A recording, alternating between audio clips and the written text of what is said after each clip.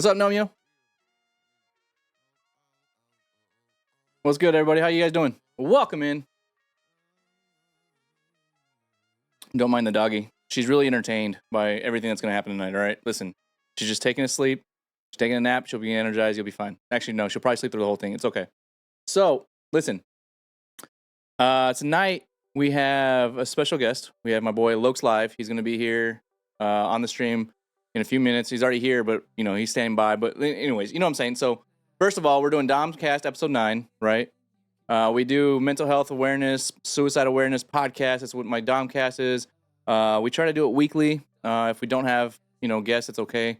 And then we do it with the community, just, with anybody that wants to join the Discord and, talk about whatever's going on with them, whether it's now, previously, or what they, are stressing about in the future, whatever may be the case. So we open it up to everyone in the community to help relieve some of that stress, because we know that we go through day-to-day struggles when it comes to finances, relationships, familial, situations that are going on. Or in my case, I'm a veteran, so we have, we deal with getting phone calls that our battle buddies or our veteran friends passed away. And to be honest, I've dealt with more of my battle buddies or my veteran friends dying to suicide more so than combat-related injuries or combat deaths.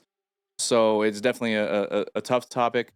And with that being said, any of my episodes that you watch, whether it's on YouTube or watching a live, may have sensitive topics, may have sensitive information that could trigger emotions, thoughts, and other negative impacts on you, the viewer, myself. It could be the guest. It could be anything that you may feel. But listen, it's okay. No one's alone in this. That's why we're bringing it live. That's why we post it on YouTube, so people can see that not only do you guys have your struggles on a day-to-day, but us as content creators who may be smaller, maybe bigger, maybe medium-sized, maybe more popular than others, whatever may be the case, we all have our own struggles.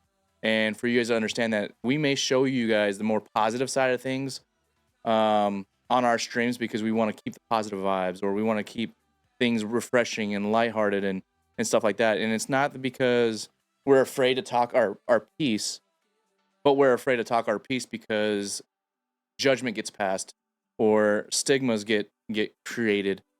And so just know that we are human as well. And as much as you guys are, I know my stream, my whole brand is me being an alien. I get it. But honestly, I'm an alien. No, I'm just kidding. No. But for reals though, like we really truly appreciate everyone that tunes in, everyone that watches the videos after they've been edited down and created and posted on YouTube.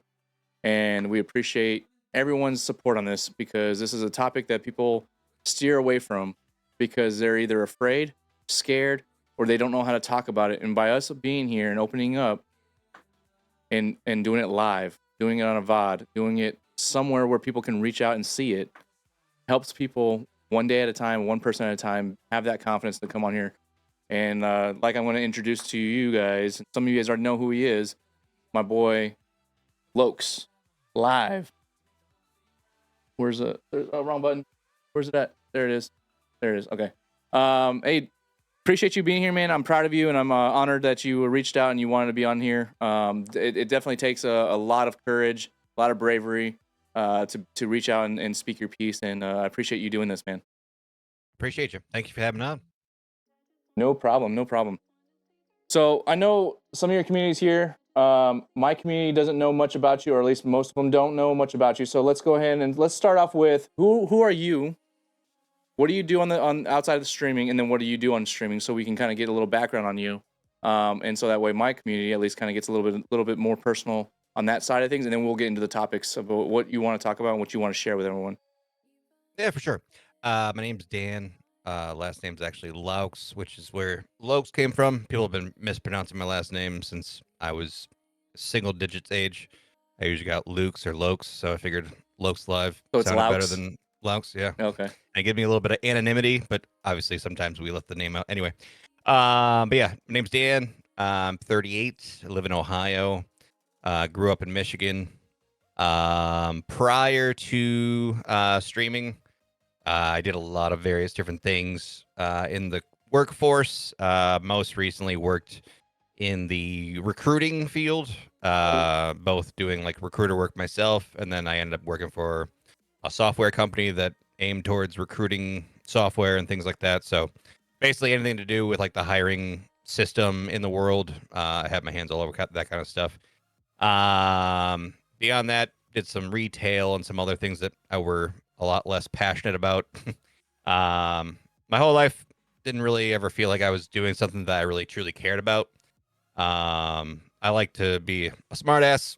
I kind of miss my calling as a mediocre stand-up comedian, and now that I'm a married father of one, I thought it was a little too late to get into the stand-up comedy world to try to make a living. So I thought of something that would be a little bit more of a entry level type thing, and being able to stream every day and hang out with people, make them laugh, be a silly goose a few days a week. I figured that was a better fit for me. So November of no 2 Novembers ago, when I worked for a recruiting software company, I got laid off because the company was actually going bankrupt, and this was like right before the holidays. But fortunately, I had money put away ahead of time from this, and kind of sailed through the holiday season. And then once the new year came around, 2023, I went to Loot Fest last year. Was hanging out with some of my moderator friends. I used to moderate for fellow streamer I Got Puppies. We all met up out there. Just got a really good vibe from everybody in the streaming realm and everything. And I thought it'd be cool to give it a try myself. So March of 2023, I gave it a go, bought all the equipment, started streaming 4, 5, 6 days a week. I've been doing it ever since.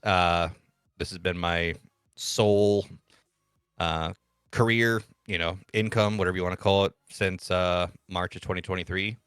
Been on Kick from the start, and yeah, it's been a lot of fun. Been building a really cool community of people. A lot of people that carried over from I Got Puppies community. Yeah, a lot of cool people. I'm really proud of what we've accomplished in like 9, 10 months. But yeah, I think about sums it up. Like I said, married. My wife Nikki, she's a public school teacher, and my daughter Marley, she's 11, and she's just an all-around badass that I love. So Yeah, that's I awesome, think that's man. about it. That's awesome. Yeah, I can Yeah. I can relate. Yeah, my wife, she stays home and she helps out around the house and she takes care of the kids when they come home from school. And I have an 8 and 9 year old and my 8 year. No, sorry, they just.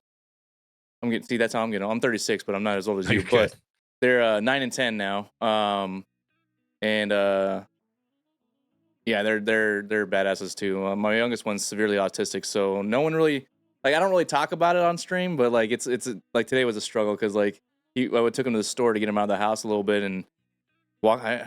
Well, the pickling salt and the seasonings are right next to the freaking marshmallows, and he wanted damn marshmallows, and I'm like no, and he threw a huge fit, made it look like I was kidnapping him. So it's always fun. How dare you? Yeah, I know. But not giving him marshmallows or kidnapping him, either way, no. Either way, yeah. Yeah, no, actually, I'm waiting. I was wondering if you were gonna do more of the voiceovers of the Kick partners because that was funny. That was Oh yeah. hilarious. Yeah, I made for anybody that doesn't know, a while back I made some of these like the bad lip reading Yeah, yeah, videos yeah. that were on YouTube. I made a couple for the partners at Kick. I really am actually working on one right now. It's gonna be of like the leadership crew. It's gonna be like Steak Eddie and Yeah, yeah, the Santa Maria guy and stuff. I got the footage all cut down. I just need to come up with the words that are going over their lips. yeah, yeah. So that'll be coming out in the next couple of weeks. But yeah, Oh, that's gonna they're be just dope, man. so hard to make. Oh, I'm sure. I can only imagine. I remember they don't do it anymore, do they? NFL used to do that every I think season. they still do, but they do it a lot less. Yeah. Yeah, that's Yeah. awesome, man. That was very creative. That made me rolling, like literally rolling on the floor laughing. That was and I was glad to see that you got some little bit of reach on that too. It was pretty good. Yeah, that was actually by far the biggest responding video I've ever made. It got like 60,000 views or something on Twitter. It was Yeah, just, it really resonated with the people on Kick, obviously. yeah, yeah. And kind of the whole idea of it was, me just being, silly, but also I always just thought like people like being the star. So I figured making a video where everybody else except for me is kind of the star. Hmm. Kind of gives everybody the kind of the spotlight and just being silly and had a good time. So I yeah, mean, it was really successful. that's one of those type of niches that are like high risk, high reward, but also a lot of expectation coming from it. So it's like, as a creator, that kind of wears on your mental health in a sense of like even myself. Like there's Mm. like even this mental health podcast. Like there's a lot of expectations. Like when's the next episode, or how come this and that, or why don't you reach out to me, or this and that, and it's like, well, I'm doing the best I can. I'm a one man show. I mean, I got my mods. My mods help out with chat and stuff like that. They don't really do a lot of the details behind the scenes of who I'm talking to, who I'm getting things set up with, or scheduling, or even just the production of it, right? Um, so I definitely applaud you for that, man. That's definitely a tough task to take on your own, and definitely have a lot of respect for you for doing something outside of the box that I don't think I've seen anyone do on any stream or even just a VOD period. Like it's something that's unique outside of the normal, FPS clips, highlights and kills, and then funny things that happen in Pal World. And so like yesterday it was funny because I have a clip that I have to post whatever, but it's I caught one of the boss Palmon or whatever, and I went through one of the dungeons and he got stuck right over the archway of one of the tunnels, and it looks like he was humping the wall. And so I put on Shaggy's "Wasn't Me" song on it, and so Well you done, know, well done. so I mean, there's you get stupid, funny stuff like that, but like your stuff, like that was phenomenal. That was like well played, and you definitely did a really good job at really matching their lips with what you were saying. It was pretty good. Yeah, appreciate it, man. Yeah, you actually touched on something that I didn't even like have thoughts on when we were kind of talking before doing this podcast, but streaming has been for real when it comes to mental health. Streaming has been the most mentally and emotionally taxing job I've ever had, and I've had some like doozies. I mean, I think retail is really taxing when you got to deal with the public and just people, how people can be. Hmm. But just going through the ups and downs of like whether you're feeling accepted or liked or, when it comes to putting out content, like putting out videos on TikTok, YouTube, things like that. I mean, obviously there's way, way, way worse things in the world, but you try over and over and over and over and try to get something to take off and get some views, and you just got to be willing to like to fail over and over and over. And I won't even talk about what the thing is, but I just had a video recently that I finally had a video outside of the bad lip reading video thing. I finally had a video take off for the first time in like 9 or 10 months, and it was so relieving just to have one thing finally pop off a little bit after Yeah. all that time. Oh yeah. Um, but it's just, yeah, my wife has seen me cry several times. It's and you just have like, you start growing a community as you know. What was that? Oh, I didn't say anything. Oh, you're bad. Sorry. Bad lip You reading. start building a community and you start really caring for the people around you. And then just by the normal, flow of things in life, I totally get it in reality, but sometimes people can't come around anymore and they stop coming around entirely. And like that was something I needed to adjust myself of getting used to having people that you care about all of a sudden just like no longer be there. And it wasn't anything malicious or, ill-willed, but you kind of start investing in these people and you really do care about their day-to-day lives and you become friends. And then all of a sudden these people kind of just disappear.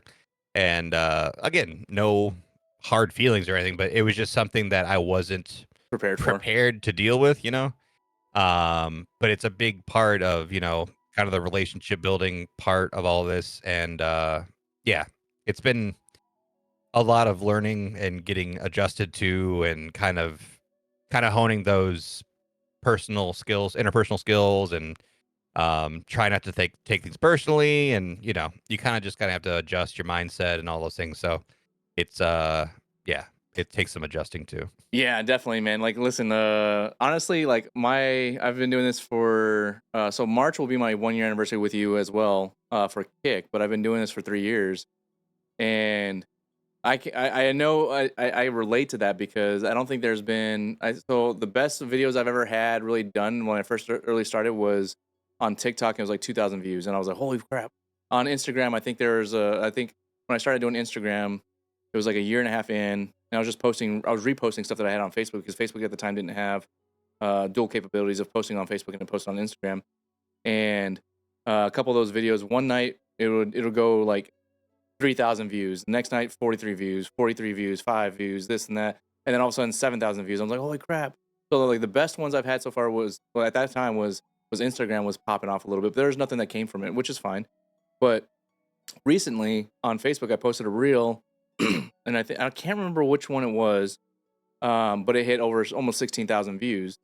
And I was like, whoa, what's going on here? Like, I thought Facebook was dead type of thing, whatever. And like, yeah, I was like, holy crap. Because if you think about it, a lot of the smaller streamers, at least the mid-sized streamers, typically are doing their own thing. They're doing their own editing. They're doing their own content themselves because, one, rightfully, you should be. Because in order for you to hire an editor, you should know what they're doing or how they do it or what, so that way you can speak intelligently. And then it's not like you're going to a car dealer not knowing anything about cars and you're asking them you want to buy a vehicle and they're just giving you some bullshit and, whatever may the case, and just selling you a vehicle because they know you're incompetent in understanding what you want. And I've hired some editors beforehand and it costs a lot of money. Like if you really have an editor that's worth their salt, it does cost some money for you to buy time essentially, because that's basically what you're doing. You're buying your own time to be free to do other things and focus on other things. And so, and to be honest, it's a hard thing to do. You go through the mental capacity or the mental problem sets of you put your heart and soul into something, you go to post it, and it could be just as simple as your title didn't really make sense, or your title had one wrong word, or you accidentally misspelled a word and you're stressed about it. Next thing you know, that blew up because people are like, you misspelled whatever, right? And it's like, well, you're defeating the purpose. The purpose is watching the video. What's in the video, not what I misspelled. But then again, I also found out that some creators do that on purpose for that purpose, which is smart. People think outside the box of things, and it's like that's where I come in and with my content. It's like I'm not a creative person by any means at all. I retain a lot of information, but I can't, like, I've never been that guy to be able to perfectly quote a whole movie or even parts of a movie. I'll end up trying to quote something and it'll be completely off, but you'll know what I'm talking about. And but that's what the funny, like I saw a TikTok video today where this wife was videotaping her husband listening because they had a Bone Thugs and Harmony on there. I saw the video. Yeah, you know what I'm talking about. And so he was sitting there like it looked like he was saying the right words, and she's like, "Hold up, what were you saying?" He's like, "Hippopotamus, missing me to hippopotamus," and I'm like, he's like, "I don't know what the fuck the words say. I don't know. I'm just making shit." Like that's I was like, that's so funny because I mean, I just told my wife, I said, "Who's that remind you of?" She's like, "You." I'm like, okay, you're right. But you know, so that's where I have spent literally, God, it's not, it's hard to say, but I've spent 6 to 8 hours sometimes on videos that are literally a minute and a half long. And like, you feel like, I really do try not to hype anything up in my head too much. I really do. But like at the same time, you're confident in what you made. So you kind of look for that, that validation from when the video goes. But I get it. I mean, it is what it is. Like once you start building more of a crowd and a following, it's going to help boost your numbers naturally.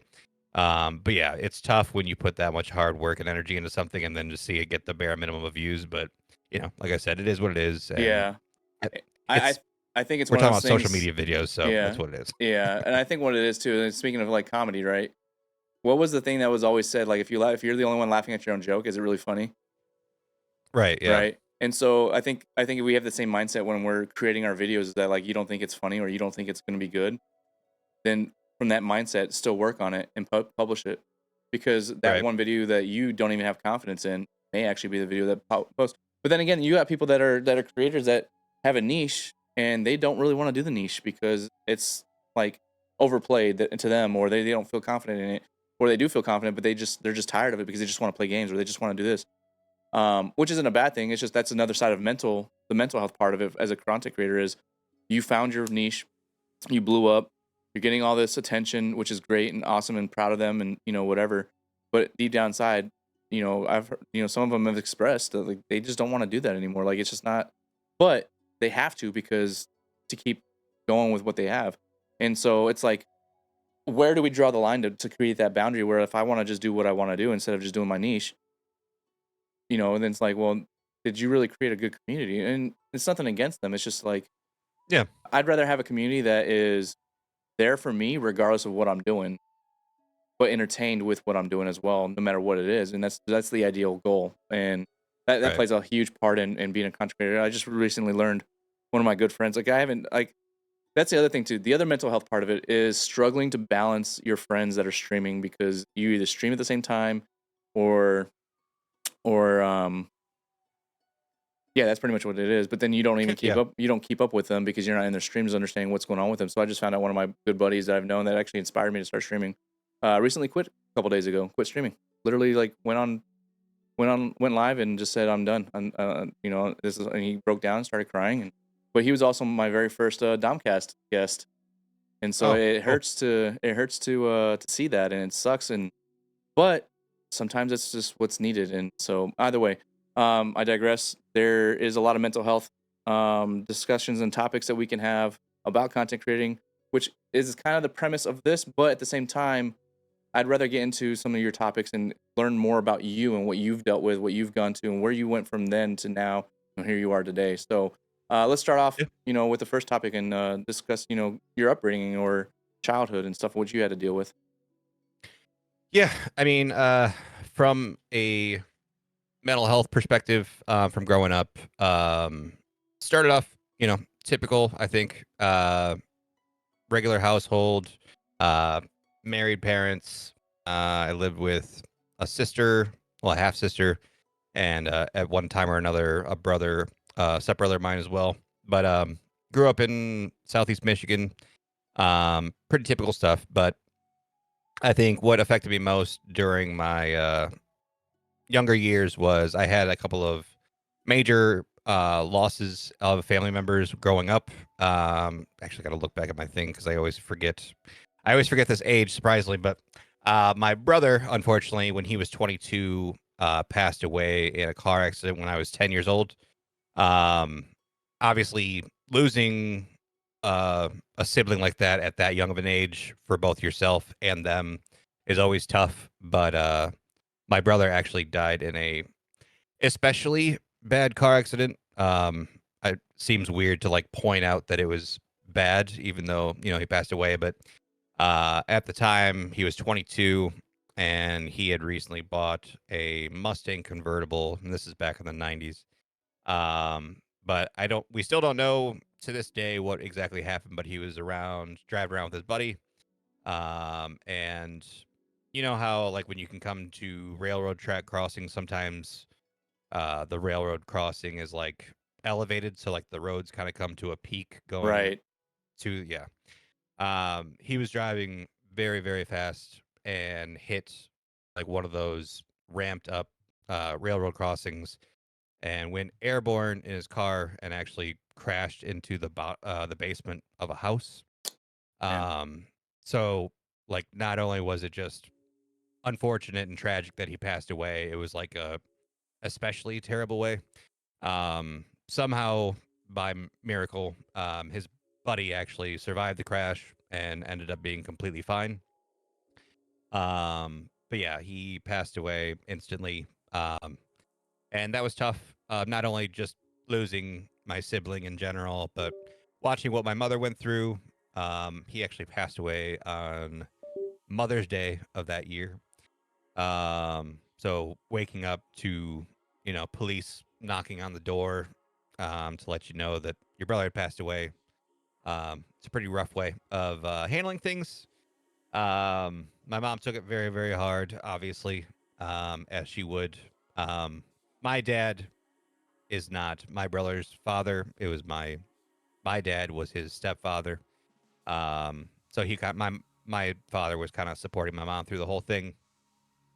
But it just made my mom a lot more paranoid.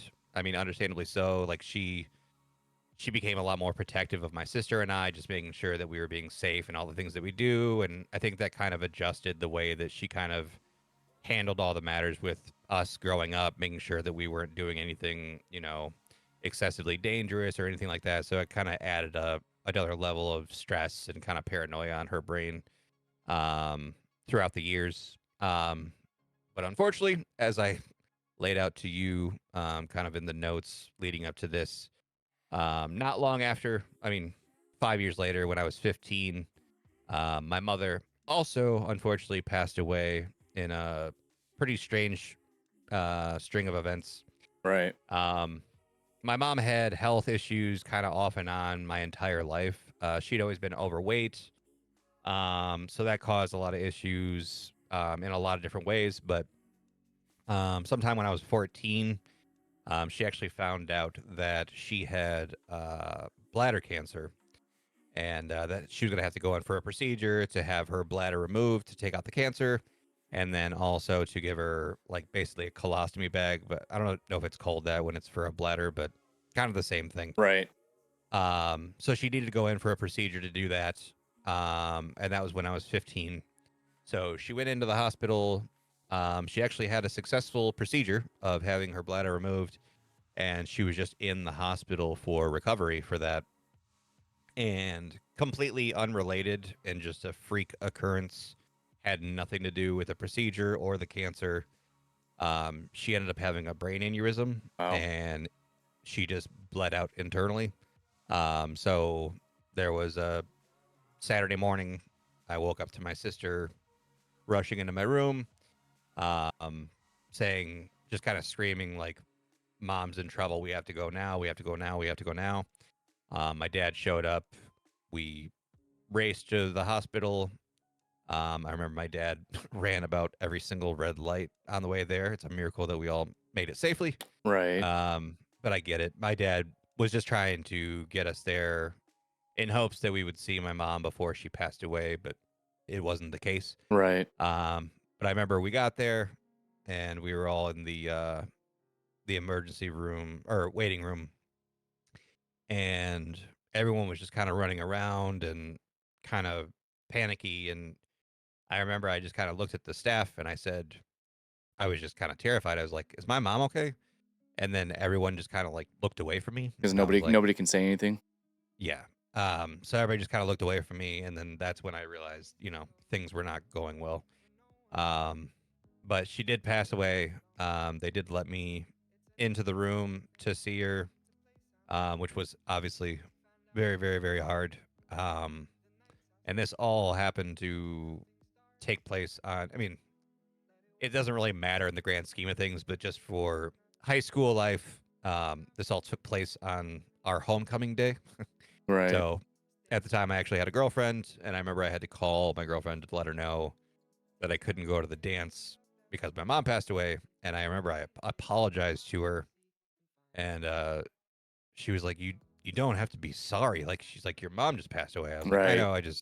I just wasn't thinking straight, and I was, kind of distraught." Um, but yeah, that means that through the age of 15, suffered two major, major losses. Um, Once my mom How passed old was your away, sister? my sister is what, 6 years older than me. Okay. So So are you the baby? yeah, I'm the Okay. youngest. Okay. Yeah. Um, So she was 21 at the so time. yeah, she was still young as well. Yeah. So yeah, but once that took place, I definitely dealt with some depression type stuff in high school because of that. Also, kind of became withdrawn as far as like school goes. Um, Needless to say, like from that point on, I really didn't care much about grades that I received or things like that. I basically just did the bare minimum to get through. Right. Um, all things considered, though, I mean, I think I did pretty well mentally, like coping with all that. Led a pretty normal social life. Um, and then, yeah, I mean, once uh, that had all taken place, another kind of hardship mentally wise that I endured kind of in connection with my mother passing. I remember probably, I don't know, 8 or 9 months after my mom passed, I was driving somewhere with my dad, and he said, "Hey, I want to ask you something. A friend of mine, he knows a lady that he thinks I should hang out with." He goes, I don't want to date her or anything. I just want to hang out with her and just Right. have somebody to talk to about some things. He's like, do you mind if I do that? And I didn't want to be like an asshole to my dad who had Right. But just at the lost same his wife. time, yeah. Yeah, yeah. So I was like, yeah, of course, like go ahead and do what you got to do. And then obviously, of course, and it's not a bad thing. They ended up, dating and they ended up getting married. But this was only within 2 years of my mom passing. So to me, it was seemed very, very fast. Yeah. But at least he talked to you Um, about it, because I mean, there's yeah. times where people just do it without even considering the kids, and you Oh yeah. know, I mean, I can only imagine you guys going through that. I mean, yeah, your sister was 21. She's been around a little bit. You're 10 and 15 during both those deaths. It's just like it's hard to imagine going through all that. I mean, as a kid, I grew up with a lot of death around my family too, because and that's how I found out about suicide. Was at 8 years old, my dad's ex second wife, her sister's boyfriend, shot himself in the head. And then so that was like, I think that was the first like funeral I had to go to, and it's tough to talk to kids about that stuff, and so that's how I found out about death, and then unfortunately it happened to be that topic, or that that reasoning for the death, but then also his third wife, she was the baby of 11 kids. Her parents were in their 90s. She was barely in her 30s at the time, whatever age I was at. Oh, And so she had 10 other siblings that were up there in age as well. And, a couple of them passed away before her parents did, and then her parents passed away. So, I mean, I had to deal with all those different types of funerals on it, years after years after years of that. And granted, I wasn't close with any of them except for her mom. Her mom lived with us for a while, and she was a sweet thing. And I think that was probably the most emotional I've ever been around a funeral. So for me as a kid, I felt like I was almost desensitized to funerals and death because of how many funerals I was going to, that I didn't really have that close connection with, that emotion with. And then on top of that, then I had my dad's mom's dad passed away during all that as well. And I saw him for the first time be super emotional at funerals as well. And you know as well as I do, in that age, that time frame, that culture was, we don't show our emotions, we don't cry, we rub dirt on it, and we just drive on and be strong for everyone else. And for me to see my dad cry, because that guy, that my grandfather was, well, he's my great grandfather. He was basically a father figure for my dad. He raised him, and so for me to see that, I was like, okay, my dad does have, he is not invincible, and as a kid, it's hard to really develop emotions about a lot of this stuff, especially if there's no connection to them. But in your guys' case, huge connection. Obviously, it was your brother. Now you guys are 12 years apart. Did you guys have a close relationship um, growing up as a kid as well? And I'm not taking that away from the no, no, emotions from no, it, but I didn't. no. You're I'm good. trying to find out, because my kids are Yeah, like 15 months apart. I don't know too many people who have brothers and siblings that are or sisters, and that are 5, 10, 15 years apart from each other. yeah, totally. We were closer in the younger years. Like once he moved out of the house, it became less of a closer knit relationship. Right. My mom and him always kind of butted heads. Obviously, they had love for each other nonetheless. But my brother had always been kind of a troublemaker, even from like a young age. Yeah. I remember the guy he actually was in the car accident with when they were in high school. I I remember very little from my childhood, from the most part, but I remember that at one point him and his buddy like stole I don't know if it was my parents' van or his parents' van, but they stole a van and like were driving around like hitting mailboxes and Oh stuff. So my like God. they were always known for being like knuckleheads and doing Yeah. things that they should have been doing. But yeah, once he moved out, the the close connection between him and I kind of dwindled a little bit, but obviously, Yeah. And then still so being you and brothers your and sister everything. became closer when he moved out and stuff like that. Yeah, a bit so, yeah. Yeah. Yeah, so I Um, mean, yeah, so there, I mean, there's a difference between what I went through and then what you had to deal with as a kid, with all with the death of your brother and your mother, and but yeah, I mean, I feel for you, man. I can't imagine, like my mom hasn't really been in my life for 30 plus years. I've seen her once in the last 30 plus years, and that was like in 2017, 2018, and she went and saw me graduate from one of my military schools, which is awesome. Um, but like, even just with her medical issues that she's going on, like even when she tells me she's in the hospital, like I get emotional about it, even though like we don't really have that super strong connection as her being my mother and stuff like that. But I can't imagine being 15 years old and losing my mother like that. Um, that's tough, man. yeah, and it kind of gave me a unique perspective growing up from since then, I would deal with like friends or people I was dating or whatever the case may be, but just seeing people treat their mom like shit sometimes. Oh, And it was like, and my mom actually, weirdly enough, to go back to give you full transparency, my mom wasn't like the sweetest woman in the world. Like, she was actually kind of a hard ass and, could be pretty tough to get along with at times. badass But mama. nonetheless, yeah, she was my mom, and she did everything for us. She took care of us, in every way she could. But it was always really tough to see somebody like talk to their mom just like with such disrespect and Oh yeah. things. And it was just, always in my head, depending on how close I was to the person, I might say like, hey, one day you're going to really regret doing that. Hmm. Or, if I wasn't as close to the person, it would just be an internal thought. But, yeah, it's, and then like I have people that, I'm almost 40 now, and I've got friends my age or older, and just now, like, their parents are starting to pass away. And one thing that I kind of like say to them, and I hope it comes across in the way that it's intended, that it's kind of like it's meant to be in comfort, but like, just be thankful that you had the time that you did with Right. the parent as long as you did. I mean, I've got friends that are, hell, I've got friends that are in their 50s now, and, their parents just passed away. And, I don't mean to like, take away from their loss in any way. I just want them to Right. know, like, hey, you got decades more than I got. So like, Right. just look at the positive. Is that's all that I mean there. Yeah. You know, So yeah, I feel that because like so my aunt, my dad's sister, she was married to my uncle for a year, 20 plus years. They got a divorce, whatever, and a bad divorce. The kids, you know, kind of had to deal with some of the fallout from that, and like I was close with my cousins and stuff like that because we were always we were basically raised with them, and we grew up with them, playing with them, and doing different things, and doing knucklehead stuff too, and anytime that they had a rift because like they made my aunt to be out to be the bad guy, and they basically took my uncle's side. I'm not gonna get into the details of that, but like it just to yeah, me it felt like I get it, but no. So growing up without a mom, I mean I had stepmoms, but they weren't really stepmoms. They were just my dad's wives, yeah, and anytime that they would have a rift with my aunt or whatever, or they would be disrespectful as well. I'd be like, at least your mom's here. Like what the like in my case, it's not because my mom's dead. It's just my mom just never showed up. She, as they say, she went for milk and never came back essentially.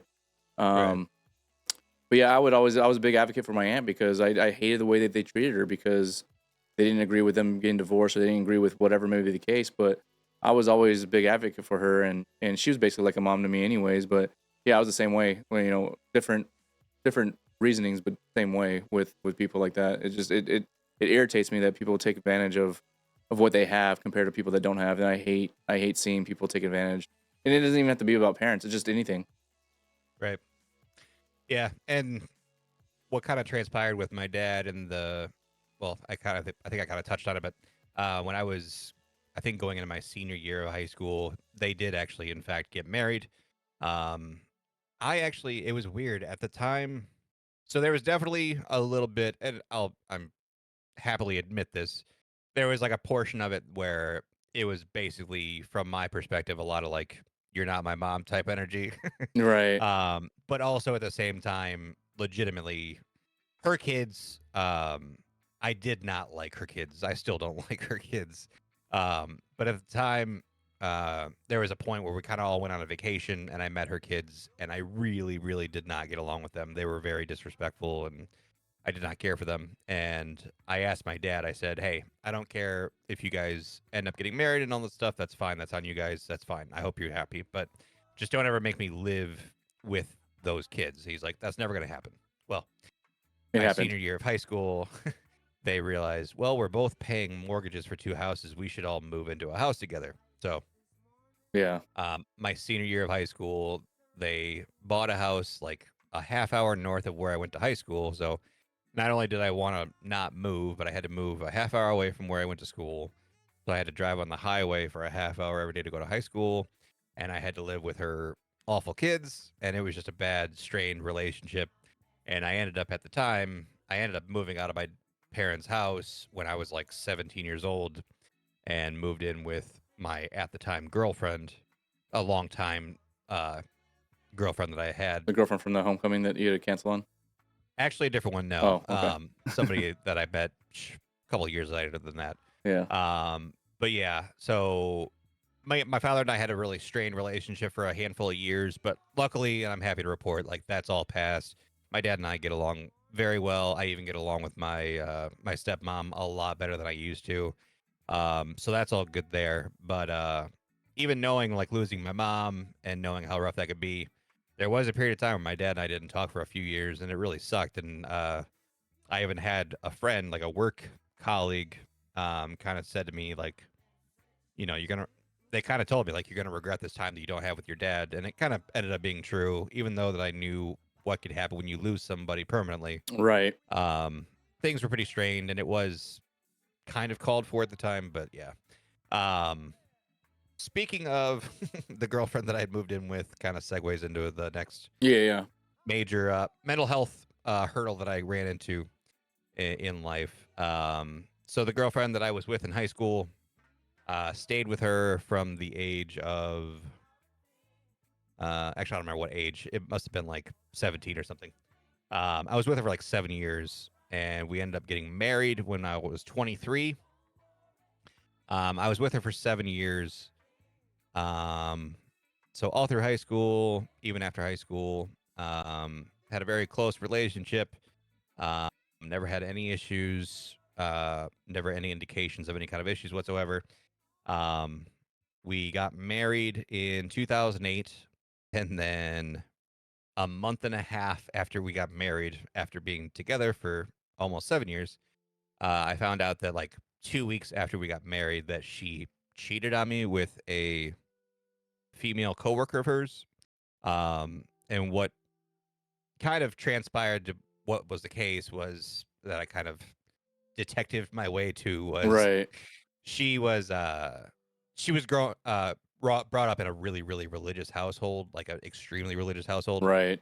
and it ended up being a case of somebody being like very repressed their whole life, and then once she had Freedom. freedom to go do what she wanted to do, she kind of just let it all out at once, and Yeah. it ended up not even being something that was genuine. She's not even actually gay. It was just kind of a Like thing that ex- happened. curiosity. Yeah, and that's fine, but I just wish she hadn't waited until we had gotten married Right. to test that out. So needless to say, once that occurred, I was shocked. I woke up. I wasn't sure that what was going on, but I woke up to somebody banging on my door one day, and weirdly enough, my brother passing away, my mother passing away, and this relationship going sour. All three of them ended up with somebody like knocking on my door or waking me up in like a panic mode, which Yeah. I think that kind of did something to my brain, to where mornings kind of like make me kind of on edge and everything. But um, I woke up to somebody banging on my door, and I opened up the door, and there was just two strange guys standing on my porch. And he said, "Do you mind if I come in?" I said, "I don't know who you are." And he goes, "Your wife's having an affair with my wife." And I was Oh, like, damn. "Oh, okay." And it was him and his brother. And Took two basically, of he them had to it took found. two of them to come talk to you. Yeah, I don't know why he brought his brother. To be honest with you, I have no idea. But Maybe basically, they thought like you were involved or something. oh God, I hope not. Yeah, that definitely I mean, it wasn't the wouldn't be a case. bad thing, but Right. Yeah. for you at least. Yeah. So basically, he had found some sort of like love letters between the two of them, and Oh, basically, he wow. had kind of found out for sure what was Yeah, happening, yeah. and then I found out this way for sure, and then yeah, obviously things went south. My wife decided that she wasn't willing to, make things work, which I'm glad she didn't. In hindsight, like I wouldn't want to stay with somebody that's doing something like that to me. Um, but once that happened, that was by far the deepest depression I've ever experienced in my life. And actually, the only time in my life that I ever actually was in any sort of suicidal situation ever. Yeah. Walk me through I that. Like, actually, well, like walk me through when you found that information out. Was it after the divorce happened or during the divorce proceedings, stuff like that? When you started having these deep dark thoughts and getting into that uh, stump.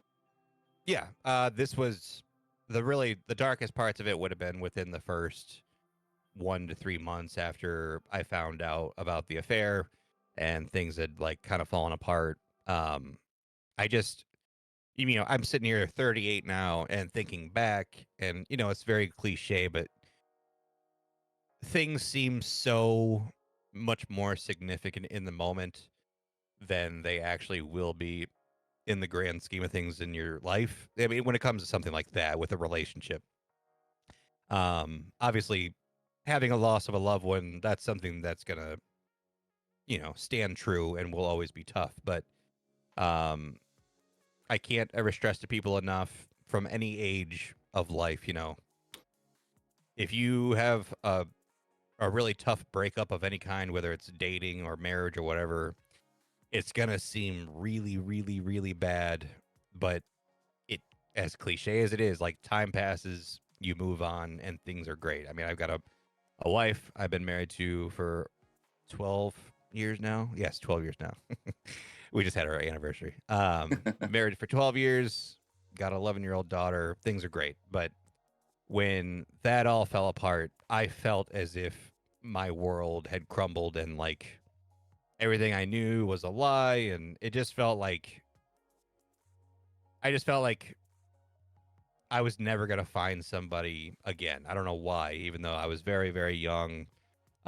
It just felt like as if that was the end of everything. And I remember, I mean, luckily, I never even took it to the point where I actually tried to act on my suicidal thoughts, but like I did put more thought into it than I'd like to admit. I mean, I I was at least empathetic to people. Like I didn't want to do it with a weapon because I didn't want somebody to find me, in some sort of Right. a Is state like that. But I thought about like doing something with pills or something, and basically any time that you ever put any kind of thought into something like that is more than you ever should. right.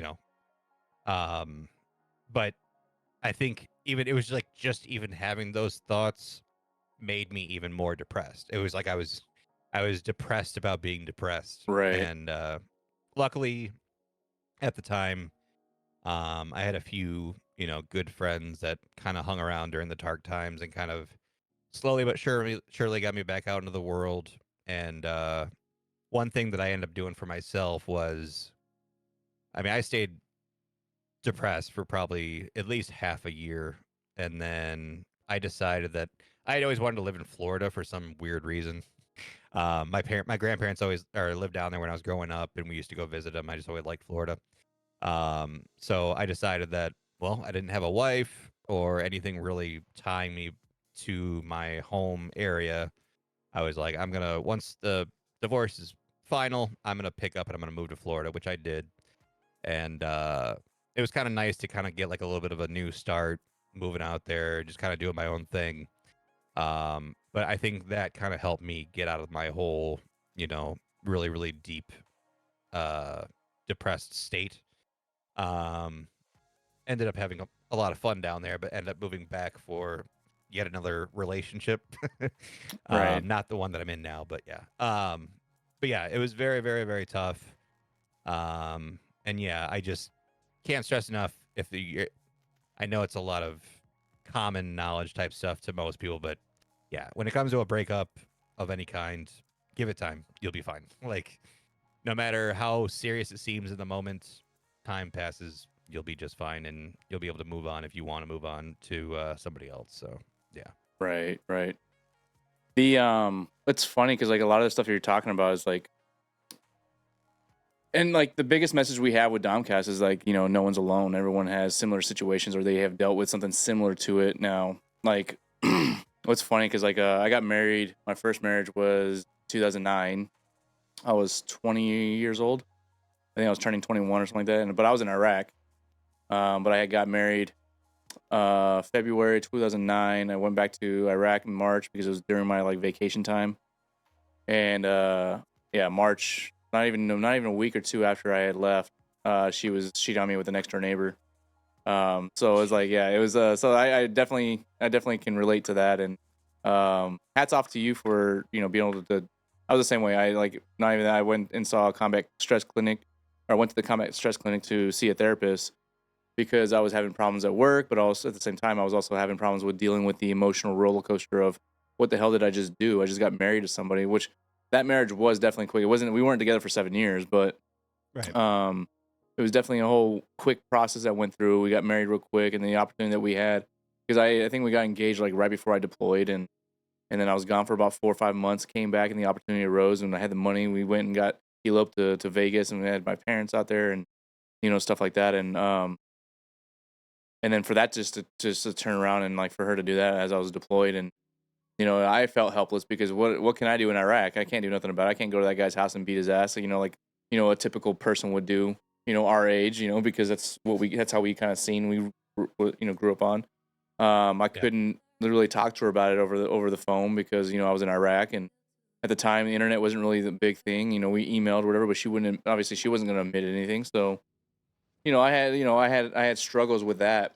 Um, and so that really plays. Then the mental game is where what really gets a lot of people. In my case, I couldn't. There's nothing I can do. And so all I did was think about it. All I did was like think about what can I do to fix this? What can I do to make it better? Was it me? Was it what's going on? What's this and that? And my way to justify what was going on is like, don't worry. I told myself, don't worry, you'll get back.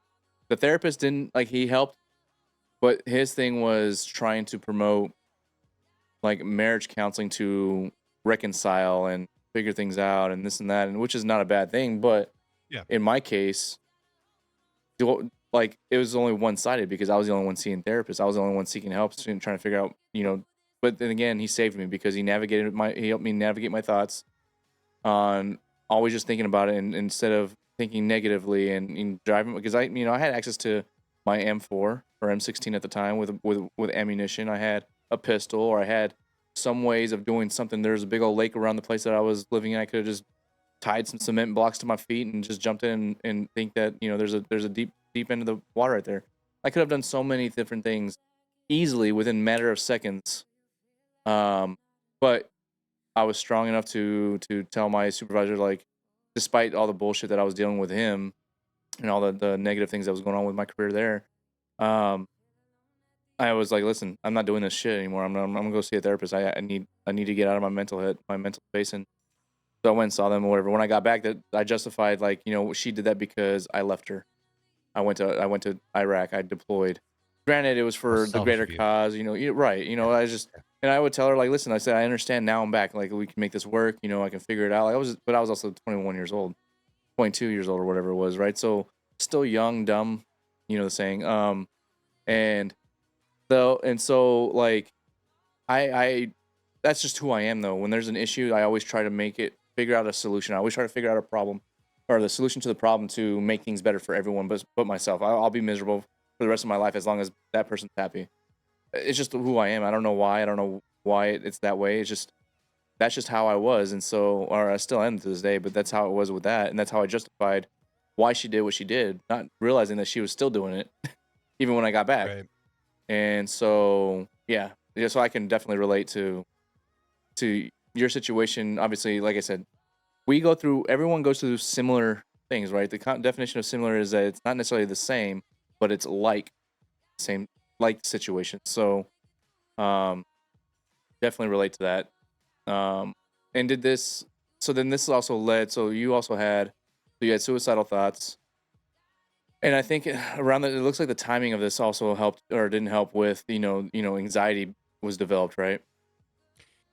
Yeah, I was gonna say, weirdly enough, well, not weirdly enough, makes sense. At around the time that the marriage fell apart, um, one thing, I mean, at least temporarily, something that helped me get through it was I ended up starting to smoke marijuana like constantly, and not even just like in the typical like recreational style. I mean, it was like a life force for me. It was a morning till night thing, and I mean, I definitely had friends that I did it with socially and everything, but it became more than just for recreation. It was just to like get by, and I mean, luckily, as far as like addictions go, I'm glad it wasn't something more serious, but nonetheless, it was a lot, and it was a major factor for me for a long time. And around the same time, I ended up developing like very bad, like severe anxiety issues, Right. to the point where I've gone to somebody that doesn't have anxiety issues. This is probably going to sound extreme or stupid, even, but I ended up in the emergency room like overall over the years, probably 20 times. If you don't know, a really bad panic attack, it legitimately feels like you're dying. It's not an exaggeration. It's not to sound shocking or something. If you have a bad enough panic attack, it literally feels like you're dying. Or a heart attack or a So stroke or something like that. Yeah. yeah, it's insane how bad it feels. But I think oftentimes I ended up in the emergency room and knowing what I know now and everything, but a lot of the people in the ERs, I think they probably thought I was some sort of a drug addict, that I was just trying to get them to give me drugs to like Right. make me come down from something or whatever. And I get that because all they're seeing is, their perspective. But it was very genuine, and I was there because I was scared, and it was a terrible time. But this ends up going on for years and years and years and years. I still have anxiety issues today. Luckily, I'm on like a daily prescription of something that helps.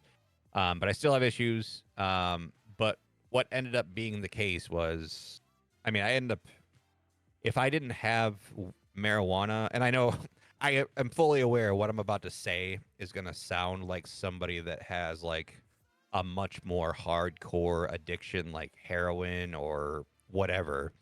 But for the longest time, for years, if I didn't have marijuana, and this was before it was like legal in my area and all this stuff, Right.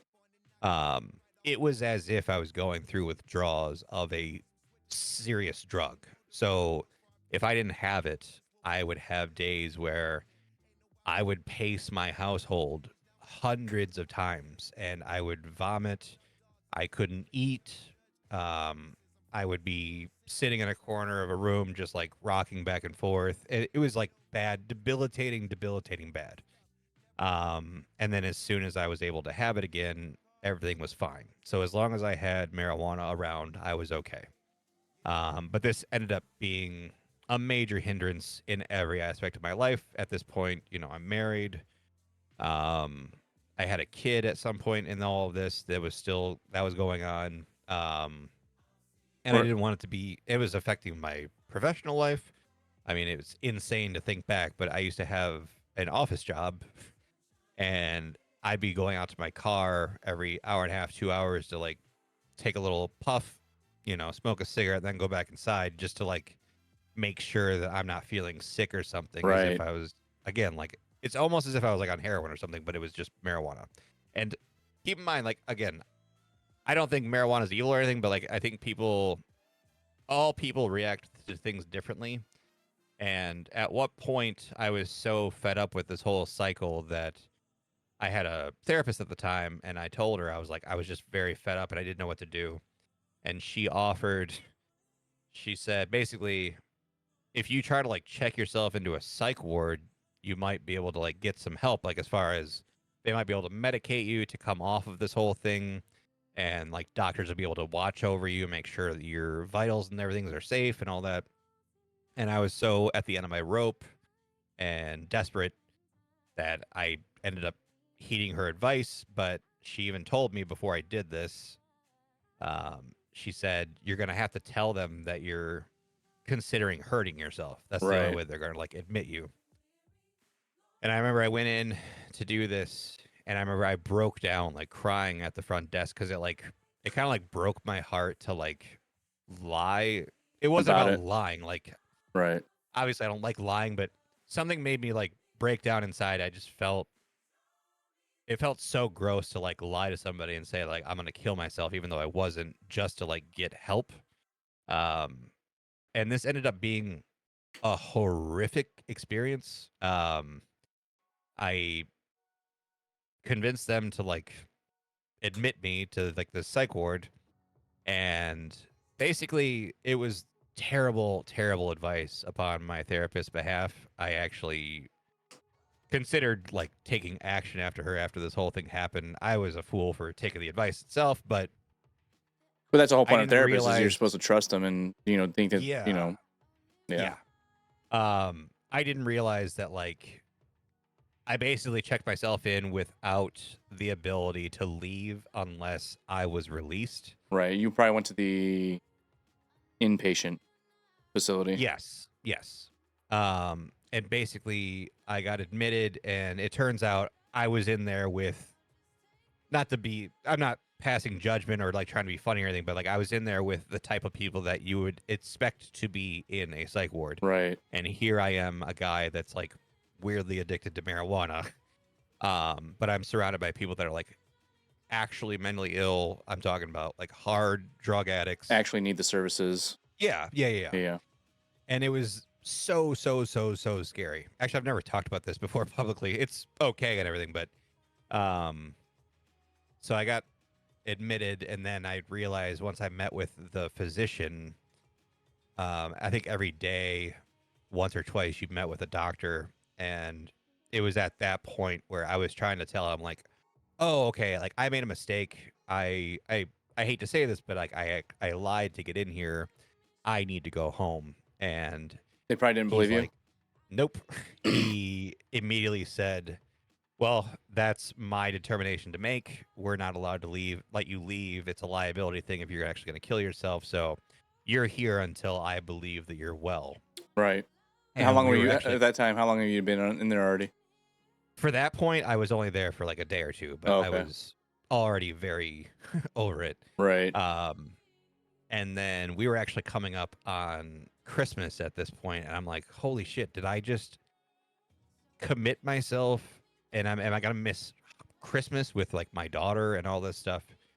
So I ended up being in this psych ward for, I think it was approaching like a week, but it sounds like I don't know.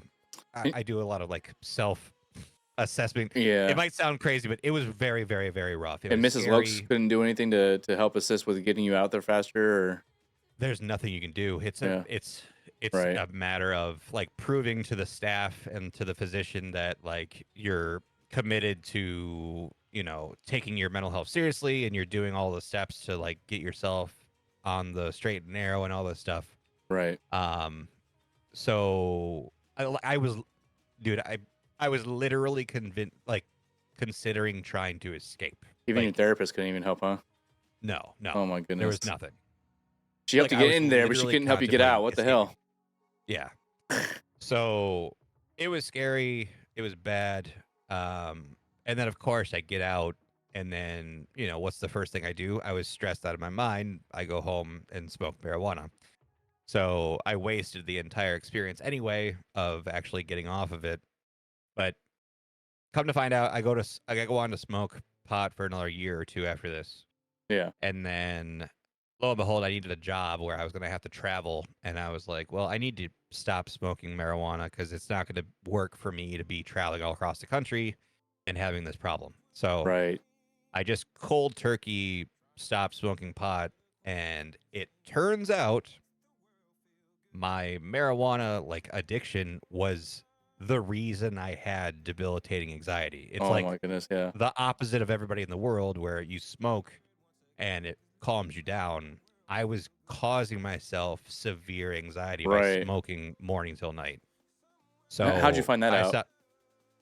I within a couple of days of stopping, my Uh. anxiety went away entirely. Oh, okay.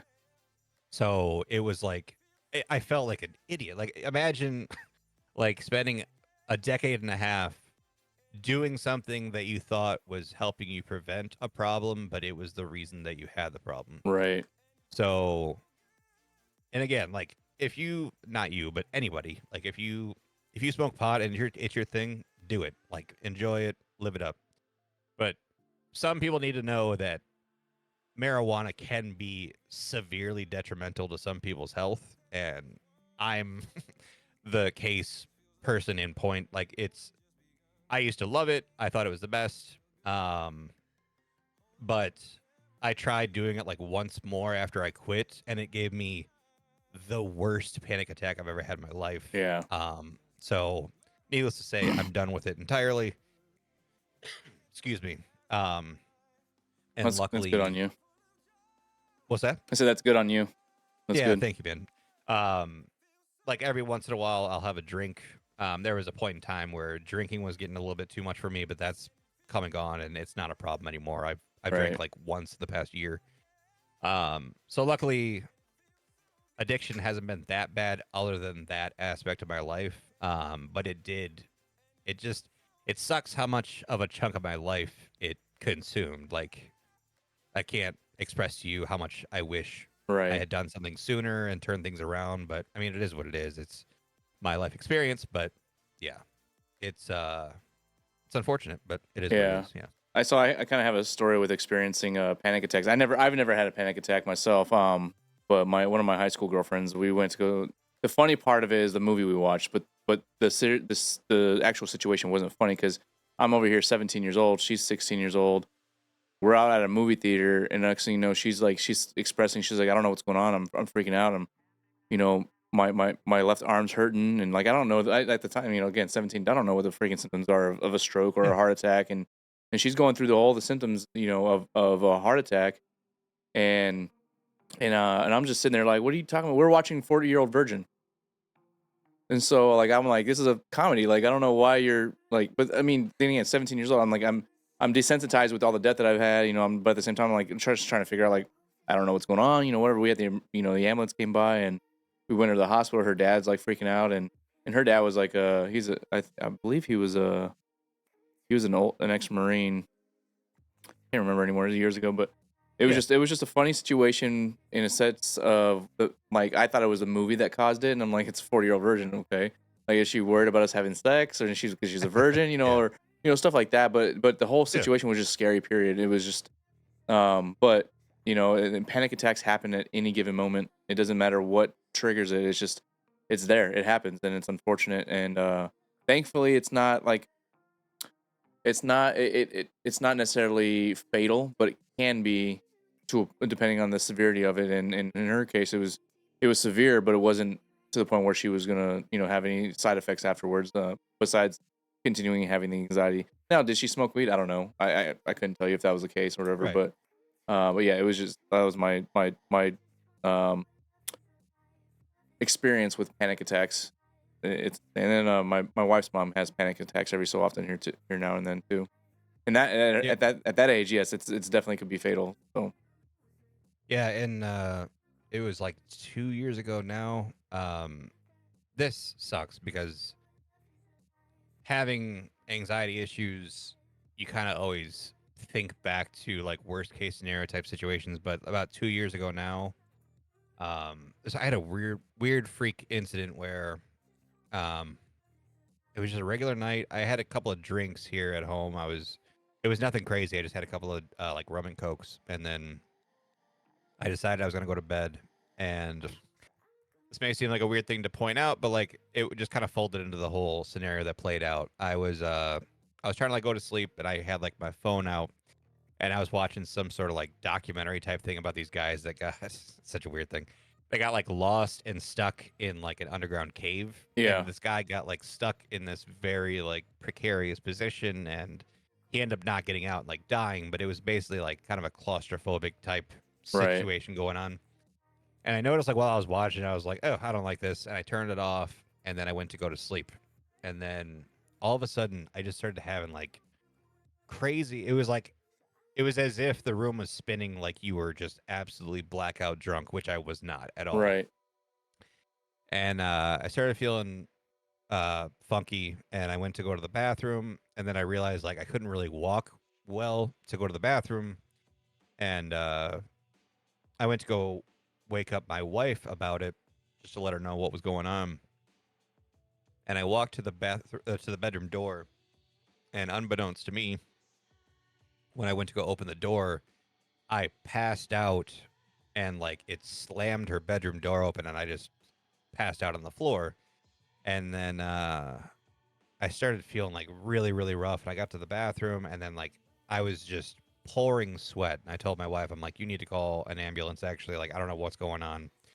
Come to find out, I do think this was all like panic related somehow, but it actually dropped my blood pressure like crazy. Like we had medics come in the house and they were all hooking me up to everything and seeing all my readings, and my blood pressure had just bottomed out and Wow. I couldn't even walk. And they put me on a stretcher, took me to the hospital. I ended up like kind of leveling out, and I don't know what the hell happened other than some sort of mixture of like my brain playing tricks on me and then me overreacting to it or whatever. But that was by far the scariest moment. Like I remember when they were in my house, I was 100% convinced I was going to die. Like, and more so than any other panic attack I'd ever had. And I didn't think it was a panic attack at the time. So this is all going on.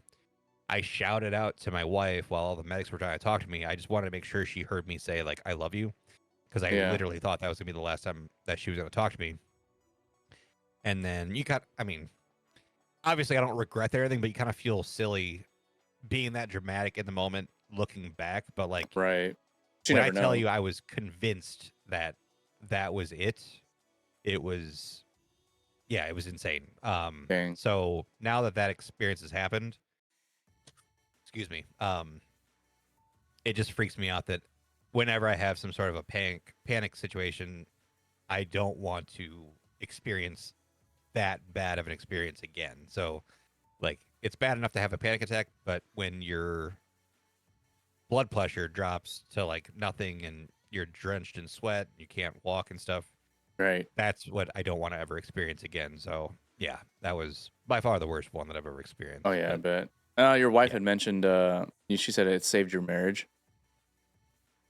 Hold on, what was she saying? She just said it has saved our marriage. I'm not sure if she's Probably with the with. the separate bedrooms. Yeah, we Oh sleep wait. in separate bedrooms. Oh, do you guys?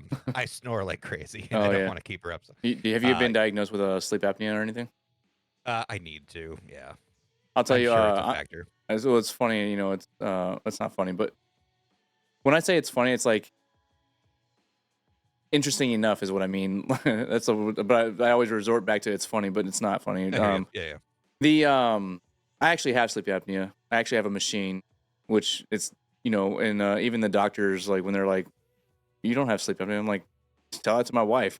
She's complaining about the snoring and stuff or whatever. And so when I went and tested for it, I actually tested 4 times more than the severity level that they had on their scale of where it Jesus. like reaches the whatever. And they're like, it's crazy because and there it was kind of because I told them, I said that's kind of unprofessional to say that, but they're like, because they told me, they're like, this is like a fat boy syndrome and stuff like that. And obviously, I mean, I don't look fat, but I'm like, but that's a big misdiagnosis to just assume that and Right. it's just how it's how your esophagus is built, or it, and when you lay flat, it's like your esophagus basically crushes itself, which is what causes you to snore. And depending on how bad it crushes or closes on you, depends on the severity of your sleep apnea. So, Right. but I don't know if I don't know. I think I developed it more so after my deployment the first time, because I did develop a lot more sleeping issues. I was snoring a lot louder.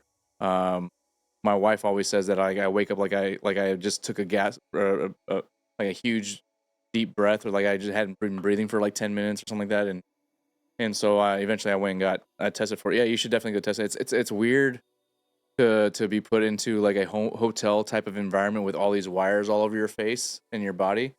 Um, and surprisingly enough, I was able to fall asleep with all that stuff on there. But yeah, it was probably the best thing. I don't use the machine now. My wife hasn't complained too much about it. She still sleeps in the same room, but I probably need to. But we also moved from Arizona to Virginia because I'm active duty, so I have to reinitiate the authorization to even get the new machine or whatever may be the case, anyways. And I just haven't done that. But Gotcha. yeah, no. So Primer says I have pretty bad sleep apnea. I don't use a machine though. No strips. Yeah, that's the problem I had was like getting comfortable with the face mask. I went through like 3 or 4 different face masks because either it would just end up coming off, or it would like, because it's supposed to be sealed. Right. But it's almost like an oxygen mask, right? It's supposed to be sealed, and whether it was just the nose, it was the full mouth, it was just the mouth, or whatever may be the case, it was very difficult for me to be comfortable. And the whole point of it is for you to get more sleep. Well, if I'm waking up because if Right. it's not working, it's So I Yeah. never really figured out. Anyways, yeah, I was just asking because she said it saved our marriage. I wasn't sure if it was she was referring to like you getting off of not realizing what weed was doing to you, or Yeah. Well, or I was the gonna fact say, that you said really loud I love you at that moment, or yeah, she had posted it around that time. So yeah. No, yeah, actually, I mean, to make a point to that too, like me actually giving up the marijuana was she big said, yeah, the because weed too.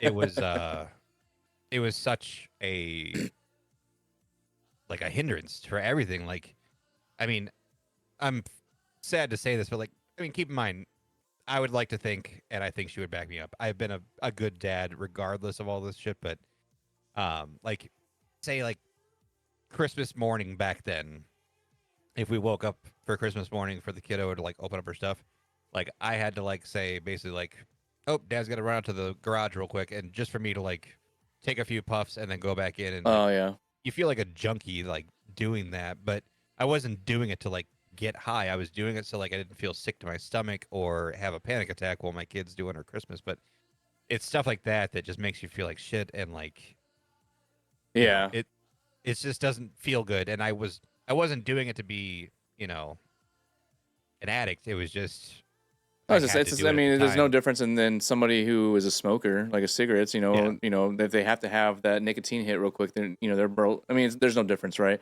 I think the Right. difference is you could have been somebody who was not there, trying to find a Right. Yeah. dealer, trying to do different things, or even because they used to say that marijuana is a gateway drug to everything else. You could have been, So I think she definitely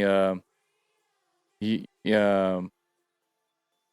I mean, there could have been a lot of different things you could have been doing other than that, but you were there, and so, I mean, as a father to father, I mean, I applaud you for even just still being there and still, being a father to your child and being a husband to your wife, and because otherwise, like I said, you could have just been, I don't give a shit anymore, and just, you know, Yeah. Yeah. And other than that whole debacle of the whole weed dependency and like all the anxiety stuff, I think I've been a very good and present father. So, I mean, I'm really, really proud of my daughter. She's my favorite thing in the world. So, that's good. um, Next to your wife. yeah, yeah, definitely. But yeah, she's been amazing. My wife, that is, and my daughter, but they've both been very supportive throughout this whole That's thing. good. Um, my wife has been quite the trooper. Being able to be my support throughout all this, like it's been, yeah, it hasn't been easy for her, and I know that, but I appreciate the hell out of her for being there for Oh me the yeah, whole time. definitely. So, yeah. Yeah, I can relate to that. My wife, we've been married. We're going on 12 years in March. Oh shit, our wedding anniversary is next month. Fuck. Is it 12 years next month? Wait, we got married 20. No, it's gonna be 11 years. 2013 is when we got Nice. married. Okay. Yeah. But like she's like when she had my first child, I told her because I had no idea what the hell I was gonna do. I didn't know if I was gonna be a good father. I mean, I've always wanted kids, but I've never like everyone feels that way. Like I always want kids, but then you're like, when it happens, you're like, fuck, am I gonna be good? What do we do now? It's like, Yep. and so I told her, listen, because she was working at the time.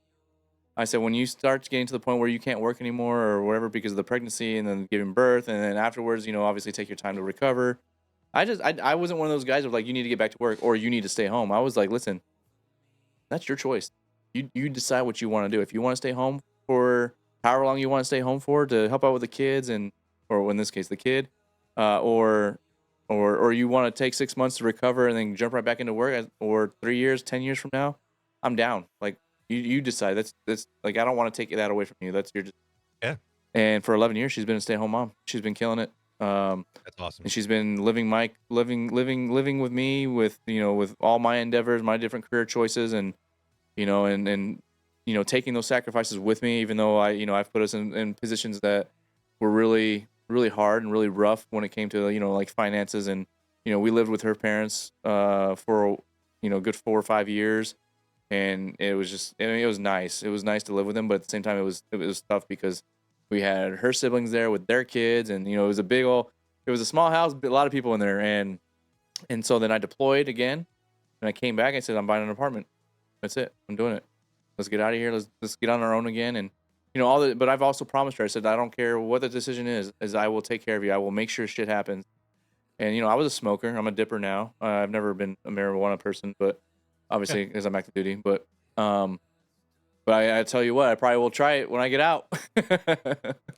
But But yeah, to the point that you were saying about like supporting through the career stuff too, my wife, to give her another for very much credit where credit's due, I've been doing this whole streaming thing since March of last year, and yes, I put a decent chunk of money away while I was making good money. But needless to say, small streamer starting from nothing on Kick and everything, I do not make a killing financially doing this, but my wife's amazing and she has a very steady, well-earned job as a teacher, and it's her, stable, well-paying job that's keeping us afloat ultimately. I mean, I help pay the bills and everything, but if it wasn't for her, you know, pretty much guaranteed job, she's, got kind of tenure and everything right now. But she's like a well-respected educator in the system. She actually just won an award for it last week. hey, But yeah, she's heck amazing. yeah, She's been super supportive of me trying to do something that I enjoy doing here.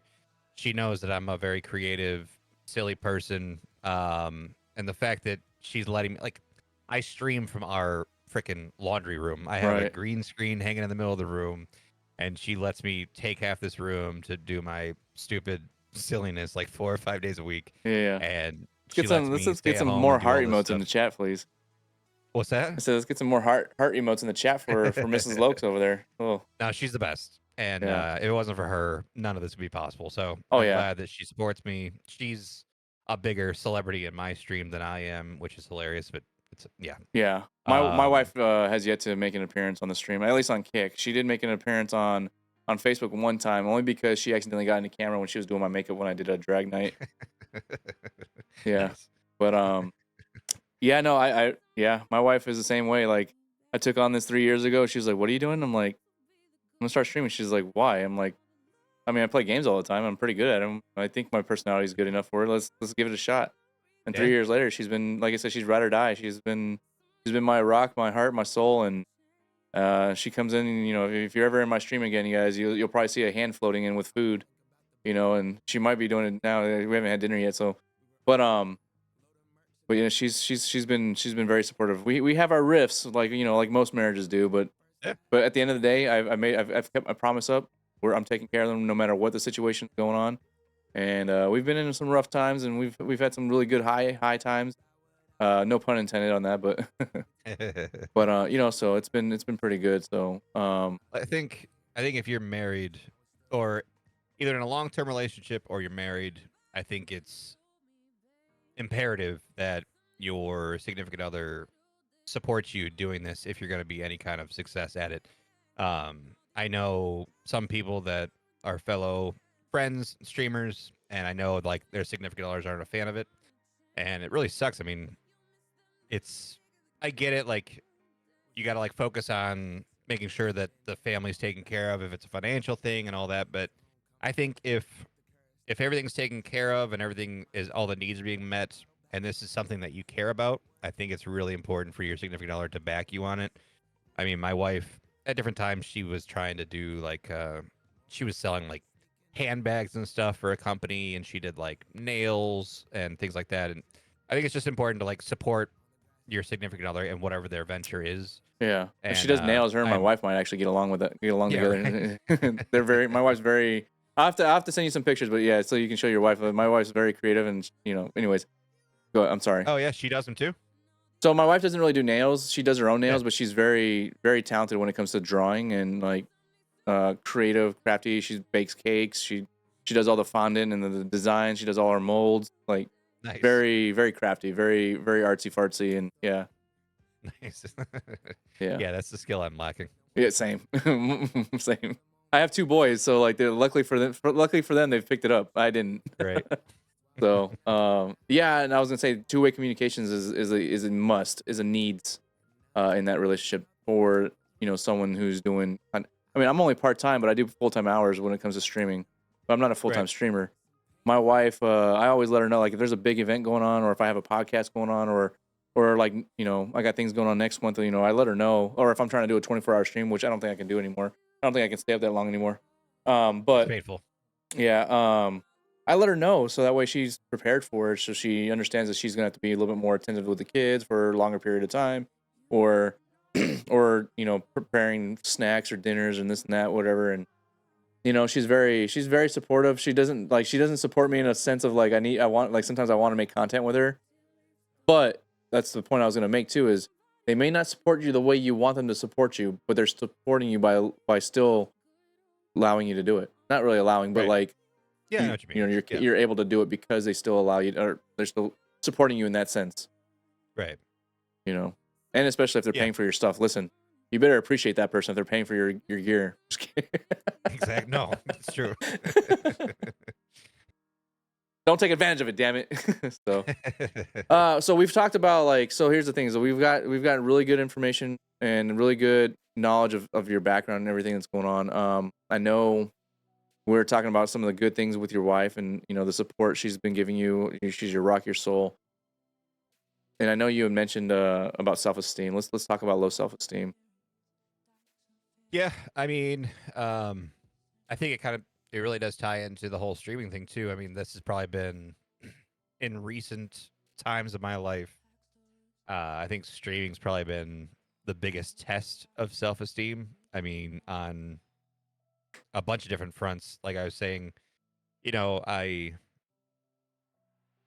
I've never been like particularly good at anything in my life. Like this isn't like sad talk. It's just like Jack of all trades.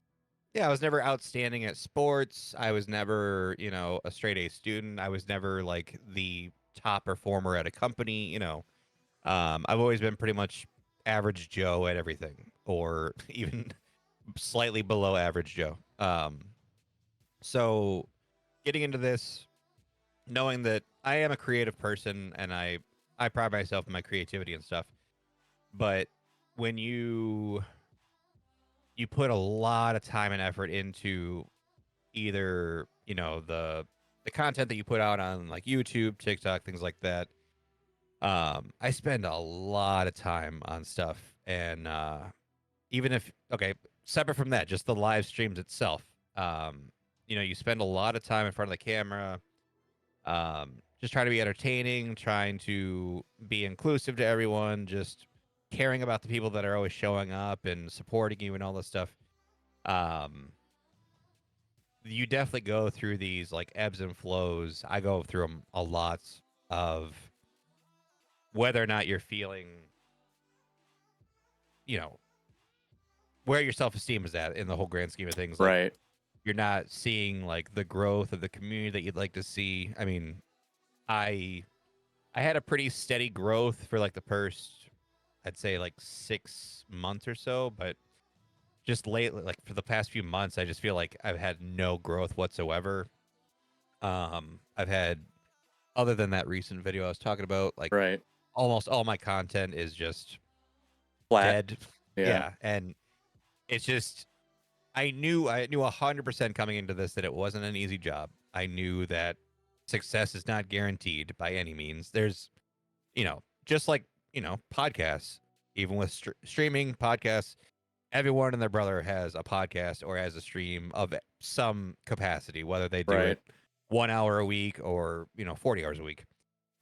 So like just the sheer volume of people that you're competing with in the world makes it that much more difficult, and it makes it that more hard to stand out, offer something that not everybody else has.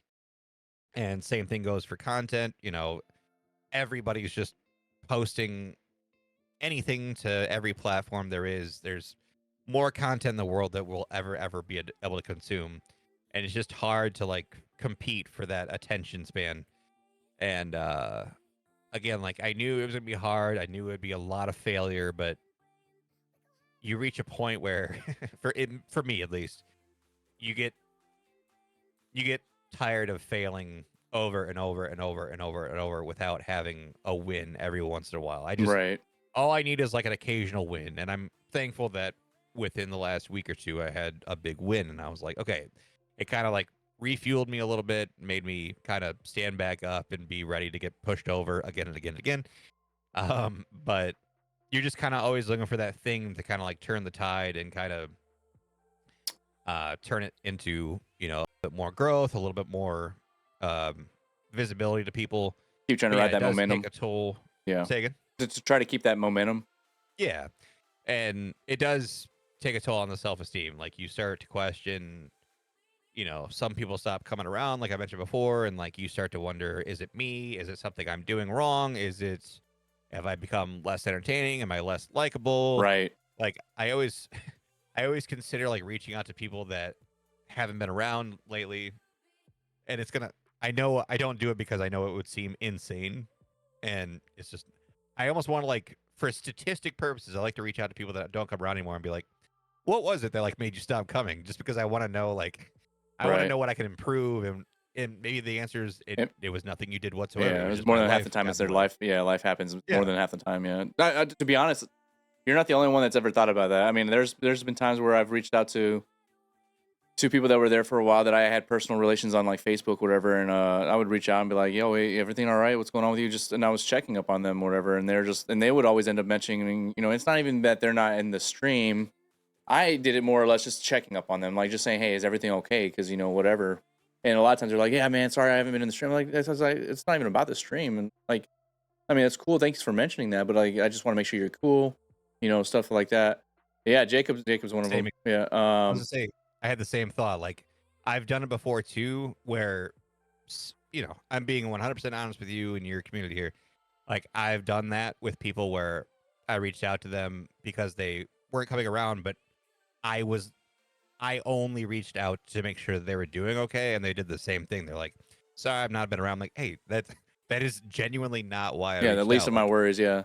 yeah, I wanted to know, like, since I I mean, don't I get did to hear notice that you weren't updates. there because you weren't in the streams. I mean, but Yeah, that is, yes, that is the reason why we reached out. But yeah, it's not because you weren't in the streams. It's because we right. generally want to make sure you're okay. Yeah. Yeah, you get invested. Like, I am legitimately friends with 90% of the people that tune into me, and if you all of a sudden don't know how their job's going or how their family's going, you're kind of curious how things are going, and you want to reach out and make sure everything's going okay. And sometimes I'm glad I've done it, and yeah, sometimes the additional step is like wondering if it was anything that I did or anything like that. But Yeah. yeah, I can very much relate. It's just a matter of, you really do care about those people and you want to make sure that they're still doing okay, and you just want to kind of keep tabs on them. But yeah, I know, yeah, it's kind of tough for them because I'm sure they care about you, and then they also are thinking about it for like the stream aspect for you too, and they feel kind of obligated to like point it out. It's like, no, no, no, that's not why I wanted to know if you're doing okay. I really wanted to know if you're Right. doing okay. So yeah, it's the most emotionally taxing job I've ever had, and yeah, you're always questioning yourself. Are you doing something wrong? Are you doing something right? Um, is what you're making good content? And like I said, I've I've cried more in the last like 9 months than I have in probably the collective, I don't know, 4 or 5 years prior, because of, I really care about this and I want to be successful at it. I'm not Yep. looking to be Tim the Tap Man or somebody that's like, the anomaly that comes out to be a multimillionaire. I know that's not going to Right. happen. Or I it just might. wanted to kind of, what's that? Or it might.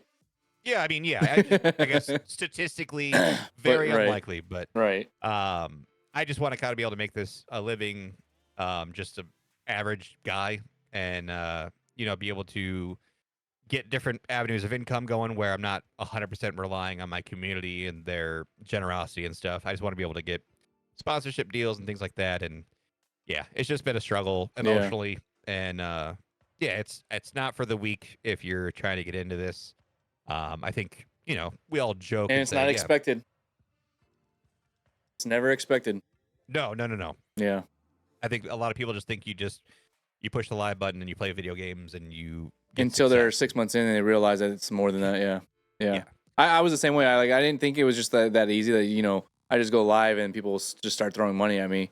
yeah, Before I even like, and it wasn't even, I mean, it, I always say that I made it about money in the beginning because it was a way that I can convince my wife to get off my back for playing 6 hours a night on video games. But ultimately, it was a way that I can get away from, like everyone else says, it's a relief. It's a release from, your day to day things that are going on during the day. It's a little release for me at night. But ultimately, my son also helped kind of like inspire me to be a streamer because he was watching YouTubes all the time. On the games that he has, I'm like whatever, and then I did realize that people do get paid for that. I'm like, okay, well that's cool. Maybe that's another avenue I can see where I can get some money and this and that. But I never like that was prior to understanding what streaming really was, what streaming was built for, and what to do with it. It was like the naivety of what streaming was, and everyone goes through it in the beginning until they start seeing streamers. But what I did before I started streaming is I actually was watching Green Bay Kill. I got puppies. I had Player Two Gaming, a couple of these other guys. Uh, Watching them, trying to get to understand like what is it about streaming that people want to be in your streams. And now, did I ever pick up on what and understand it? No, I still don't know why people are Yeah. in my streams. But I mean, I kind of have an idea, but like now I do. But like back in the day, like when people were in my streams and they were sending me stars or they were doing this, and people were rating me, I'm like, why? Like I'm just playing video games with my guys, whatever it is. Um, that's the thing is like in the beginning, you learn that it's not just about you just going live. You really have to put some time and effort into your content, creating those short form videos or the long form VODs or little skits or whatever the flavor of the month is for your niche or your content, whatever it is. Me, I personally don't have a niche. I just kind of put out whatever I think is going to be good for a clip or two or this and that. And if like I've learned to like I'm just going to post it, and if it doesn't hit, it doesn't hit. If it hits, I'm going to be obviously more excited. But I'm not really expecting anything because like I'm not trying to make it big. If I do, I Yeah. do. I also have 10 years left in the military before I can retire after putting in 18 years already. So I have time to get where I maybe want to be in 10 years. Look at Stone Mountain. It took him 11 years to get where he's at today. I have 10 years. Who knows? I could be the next Stone Mountain in 10 years, but I won't know unless I put my effort into it more than just hitting the go live button.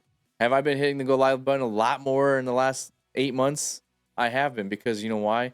Because Kick, people like Lokes, people like Player 2 Gaming, my community, Miss Pikachu, Jacob, Nomeo, all these guys that come through every day have reignited that live streaming like passion that I have, that I've become more positive. I'm smiling more. I'm having fun. I'm enjoying COD because I have these people to play with that are in the community that are here on a daily or doing things like that, right? So I think for you, this is your 9 months, or no, 10 months now because March is in two. Yeah.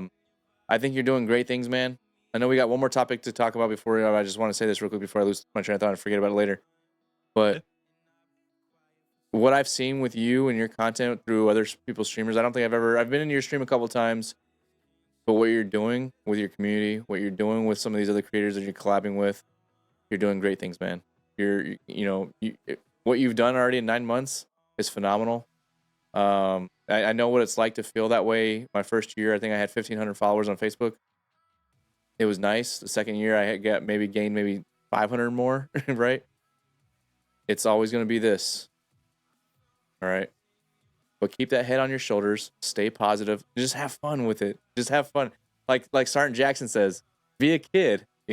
Have fun, enjoy it, and that's what's going to bring people more to it. That's what's going to create the better content. But you're doing great jobs, man.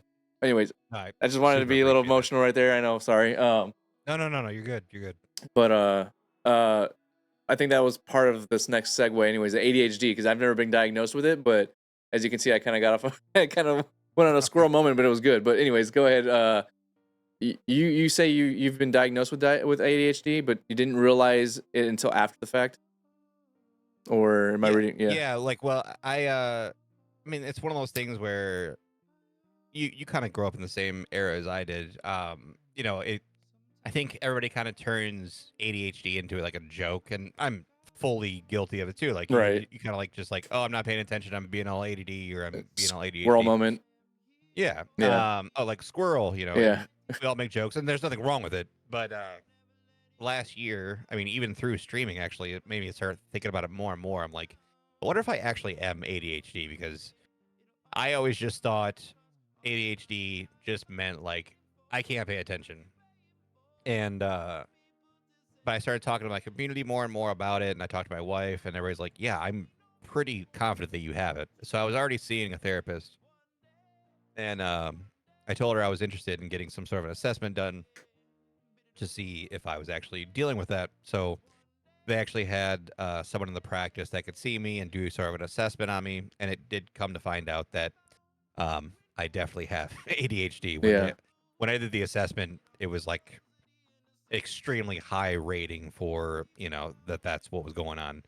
Um, but like a lot of the things that I think people think of, I actually had to. This is the only thing for our talk that I had to like take notes on because I knew I was going to forget things. But I know like a lot of people when it comes to ADHD, they think a lot of like things automatically that are kind of misconceptions. I think a lot of people that think, like I said, that it's purely that you just can't pay attention or that it's not really like a real condition, quote unquote, or that like if you just need to try harder, that like people are over diagnosed on it, or that you're just bluntly put that you're just stupid. Right. Um, but like the truth is there's a lot of things that like I didn't realize were side effects or symptoms of ADHD that present themselves in my life that I had no idea. It seems no, I don't need to say that.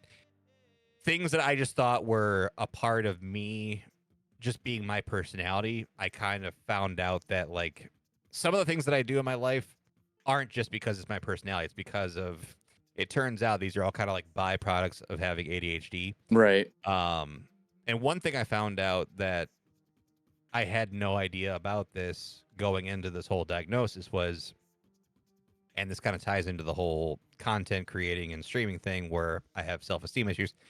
I found out that people that have ADHD, we don't have like dopamine releases like everybody else does Right. in senses where if you do a good job on something or you complete a project that you worked really hard on and things like that, dopamine, if you guys don't know at home, it's basically the feel good chemical in your brain. It's like your reward system for when you do something good. So I'll do something that is, an accomplishment or something, and in my head, I don't get like the payoff feeling that other people do. Right. So like sometimes I'll do something and my wife is like, "You should be really proud." I'm like, "Well, I am." And then I kind of like just move on really fast. Well, it turns out there's literally a chemical reason in my brain that like I'm not feeling that payoff feeling that most people would have. So I did kind of like start looking into medicating for the ADHD. I tried a couple at the end of the last year. I had some issues with them, and I actually took a break. We're gonna kind of pick up on the whole trial and error thing in like a month or two from now. But Right. it's kind of a roller coaster because it's the main ones are like stimulant based, and I don't really like things that make me feel like mind altered or something. So, Or zombified. um, yeah, and then it also like kind of makes your heart race and things that don't feel very pleasant. So, Yeah. I kind of wanted to get my health in check more before I started toying around with that again. So that's what I'm kind of doing now. I'm focusing more on my health and That's good. making sure that's in alignment first. Um, but some other things that kind of tie into it that I wasn't aware of. Like I always just thought I was kind of a a grumpy ass when it came to like certain like noises and stuff Or gets me. But it turns desensitizing. out, what's that? Or being desensitized. Yeah, and like there's certain noises and stuff that just kind of like trigger me, and I just thought I was being like grumpy or something, but it turns out like people that have ADHD, they tend to have like like sensory Yep. sensitivity and stuff.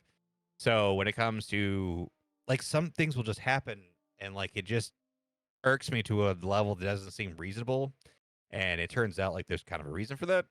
And also like something else I learned about is like something called object permanence, which I was unaware of. And it's like basically if something or someone isn't in your line of sight regularly or ever, Right. you like forget that it exists. So like I have friends that I used to like work with, say, in like an office setting. Now that I don't work with them, they're still my friends and everything, but like I'll go months and not even think about them. And it's like, it's not intentional or anything. It's just if I don't see them regularly, I don't think about them, Right. which really sucks for, maintaining strong relationships with people. But the same thing goes for like objects. So if there's like a project around the house that I need to work on, say if it's in the garage, if I don't see it, I'm going to completely forget that it exists and I'm not going Right. to get anything done. So that's a tough thing to kind of cope with, but you know, you got to learn Yeah. ways to deal with it. And that also kind of ties into like another thing where people think that you just can't focus when you have ADHD, but there's actually kind of like the Hyperfocus. opposite. Like if you It's are focusing on hyperfocusing. something, you end up like having hyper focus on it. Yeah. So if I'm into something like editing videos or something, um, I'll sit here and I'll work on a video for like 4 hours straight, and nothing will break my concentration. So it almost becomes like a superpower in certain situations where Right. if you really need to like laser in on something, as long as it's something that captivates your interest, it's something that you could just sit there and hammer out, you Yep. know, for hours. So No, that it's makes just a lot of sense because I think I got to do a little bit more research, and from what I remember and understand, when my son was diagnosed with autism, so autism isn't even like an actual thing in a sense of like a specific thing like ADHD or Down syndrome, or autism is a spectrum, and along that spectrum, I believe ADHD, ADD, Down syndrome. There's some other ones, Asperger's, and I think something else. When they diagnose you with autism, it's because they don't really know what on that spectrum you have. Clearly, Down syndrome is kind of one of those ones where you can almost nearly understand, like, yeah, you can see they have that. But I think there are some where it's not physically able to see that as well as it comes down to Down syndrome. But um, so yeah, you're essentially you're on the lower end of autism, if I'm remembering correctly. yeah. Um, for like my son, he's on the severe side of the spectrum. He doesn't have Down syndrome. He doesn't have Asperger's. At least they didn't diagnose him. They just said, "Oh yeah, he's severely because he's nonverbal." Um, I was gonna and ask. Okay. yeah, he's nonverbal. I mean, to this day, he's 9. Okay, so nonverbal meaning like he doesn't have conversations like we do. He doesn't even have like we can't even. Most of the times, we can't even get him to respond to us the way we normally would have. Like, Do you want noodles? Yes or no?" And he would be like, "Yes or no," or he would just like mimic it back. And then he's starting to learn now with the therapies that he's getting. He's starting to learn to be like, okay, so I like earlier I asked him about what was it? It was oh, what was it? Let's just say chicken. He likes chicken, Sure. like chicken breast, whatever, like small chicken breast. I said, "Do you want one or two?" And he'll go, "One or two." And I said, "No, do you want one or do you want two?" And he goes, "Two, please." So now he's starting to get to that point. Beforehand, it was Nice. just grunting and moaning and this and that and yelling at us and freaking out, and because he couldn't figure out how to, so but again, I think he also has ADHD because he's also very, like you said, the sensories with the light, the noises, um, things have to be a certain way, especially if he puts it a certain way, it has to be a certain way.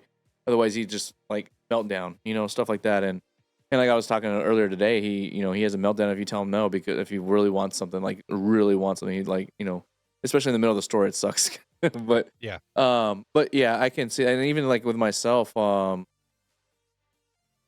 they go in hand in hand. Yeah, that's what I figured. I remember seeing that. Uh, I get super hyper focused, especially like if I'm even at the work when I'm in my office. Normally I've been working from home a lot lately. But even when I'm down here, I got my work laptop right here, and I got my work up here, and then I got my gaming PC back here, and I got all this stuff, whatever going on. Like, so I got everything going on, and I'm like, then sitting there, I'm like, all right, I gotta get my work done. But I'm like, Like the Matrix. but I want to edit.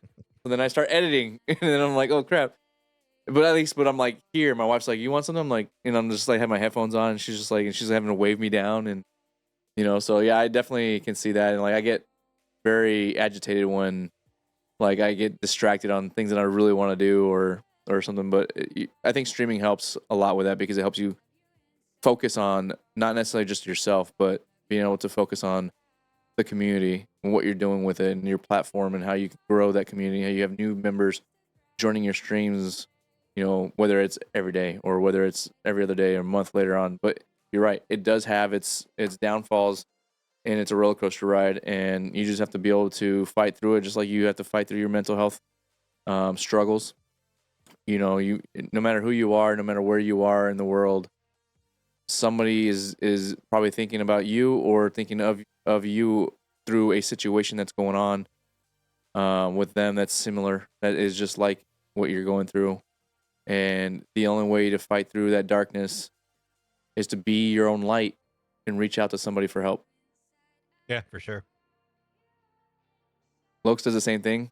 Wait, what gets hyper? He gets hyper focused when playing Warzone and forgets to talk to us. Yeah, Well, I that mean, happens. listen, if I'm doing all the killing, I got it's the reason why I get the kills. No, I'm just kidding.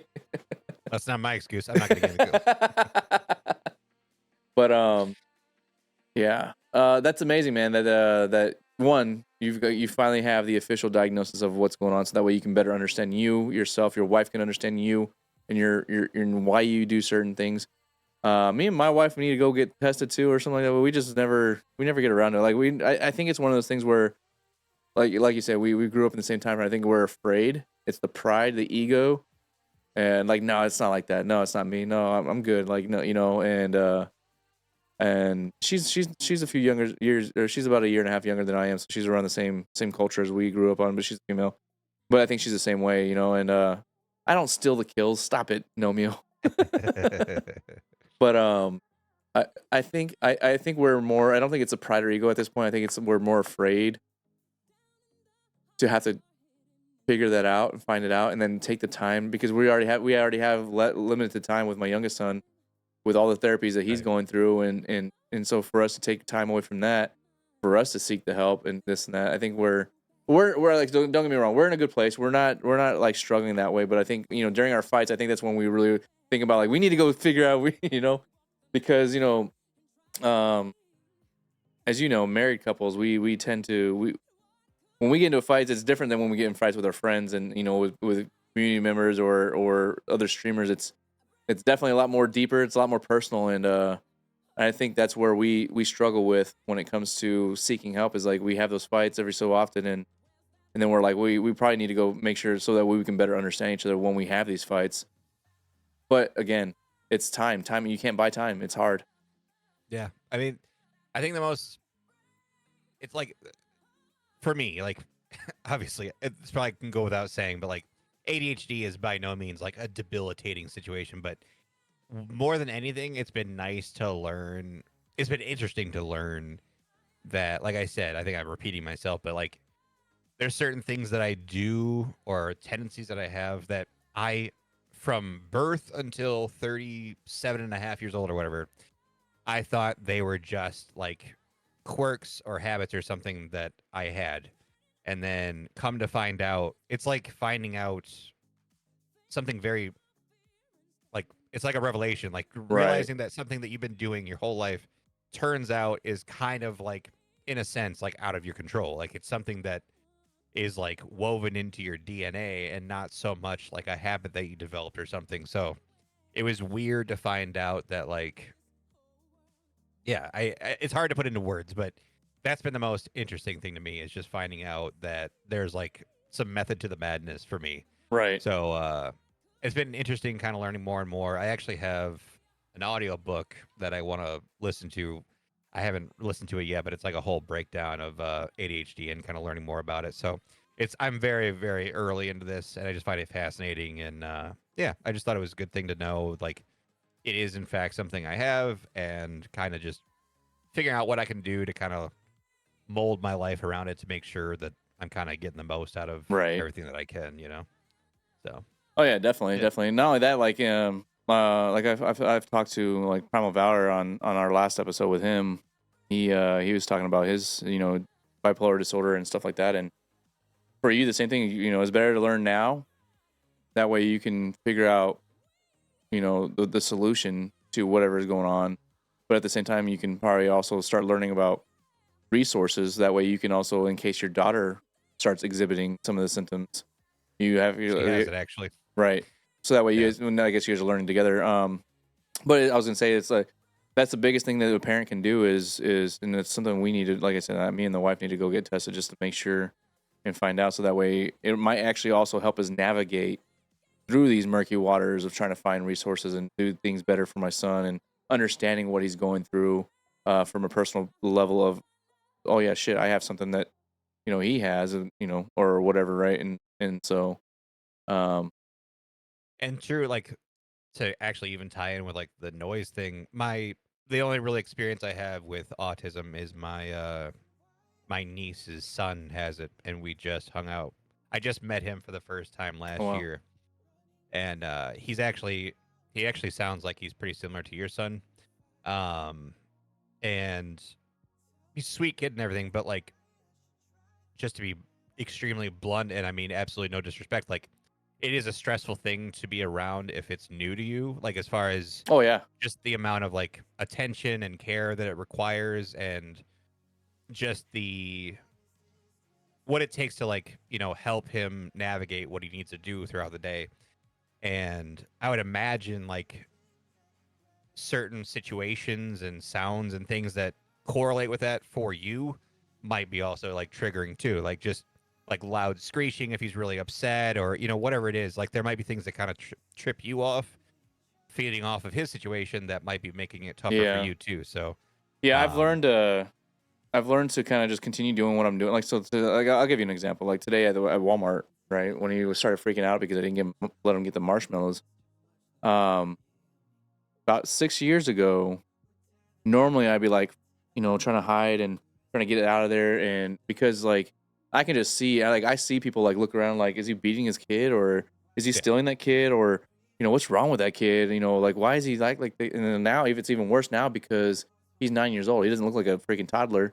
yeah, He's taller, and he's sitting in the back of a freaking cart because I can't not have him in the cart, otherwise he's running off, and I'm not really doing what I need to do when I'm at the store.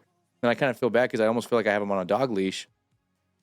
And in a sense, I have him in the cart, but I also can't put him in the seat anymore because he's too long and lanky and big for the seat. So I have right, to put him. He's my grocery item. So, but like today, like there was a lot of people.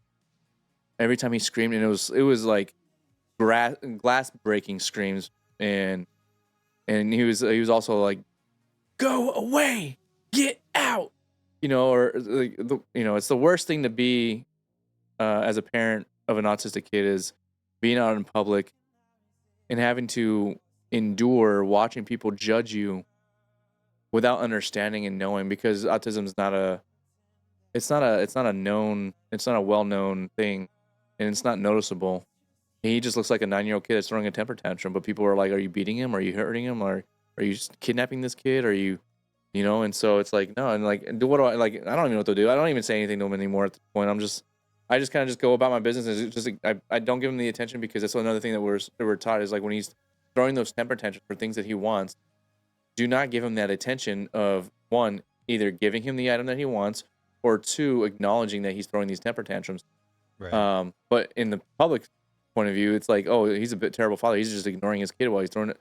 It's like, so it's like, it's a catch-22. Like, damned if I do, damned if I don't. So, but yeah, it's definitely frustrating.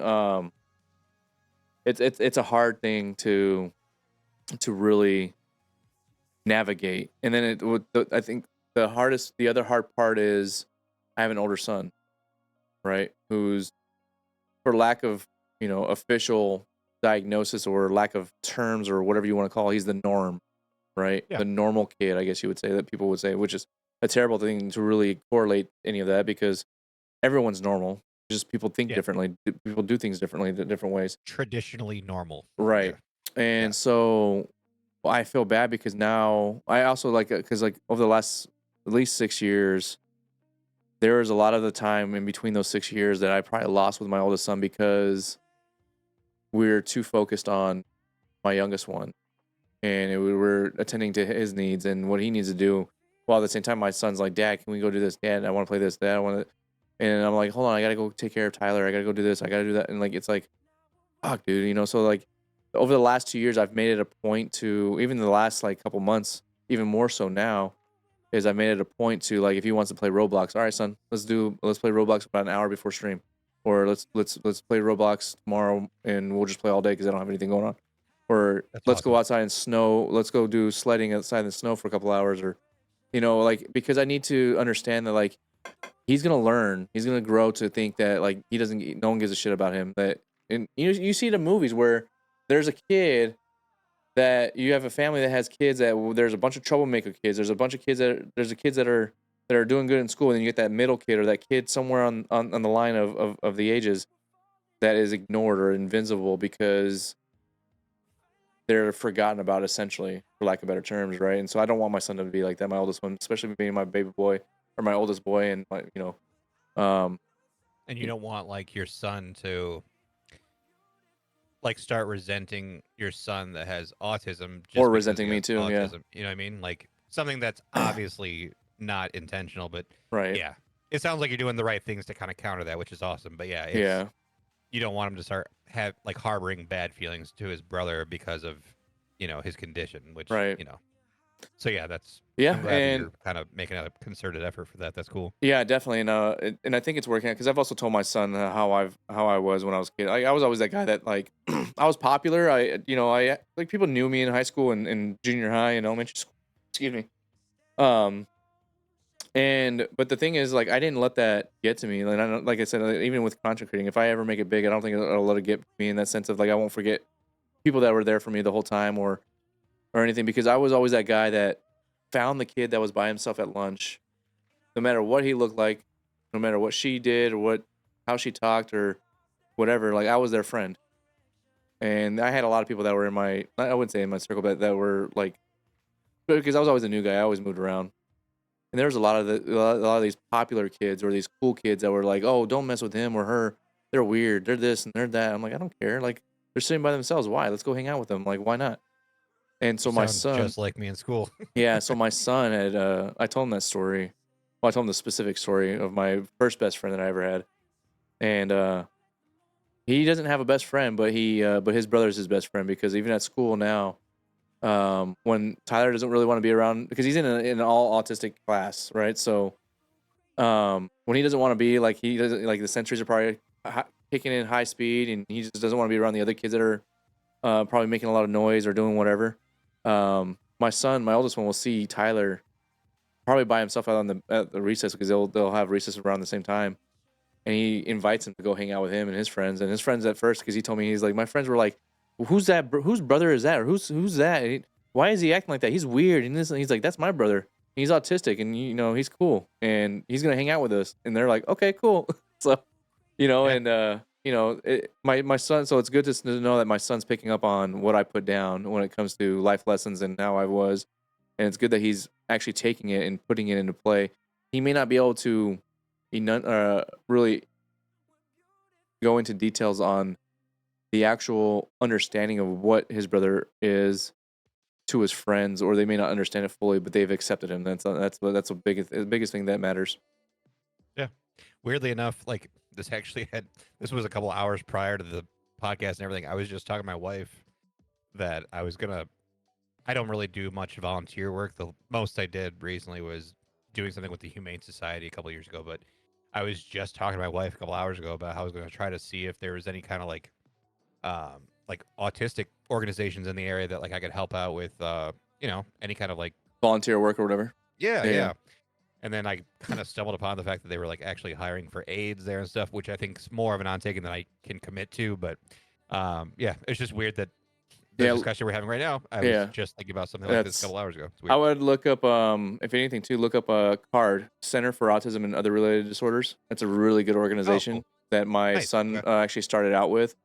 They do such a great job training their they call them BHs, I think, behavioral health specialists or whatever. Or they call them something else. I can't remember. Anyways, they do a really good job at training and making sure that they're certified through X, Y, and Z.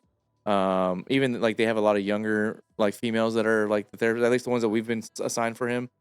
And I think my son's a little ladies' man, but anyways, because Not a problem. he Not a couldn't, problem. yeah, he couldn't. For some reason, we couldn't train him or get him to understand it. He needs to go potty in the potty.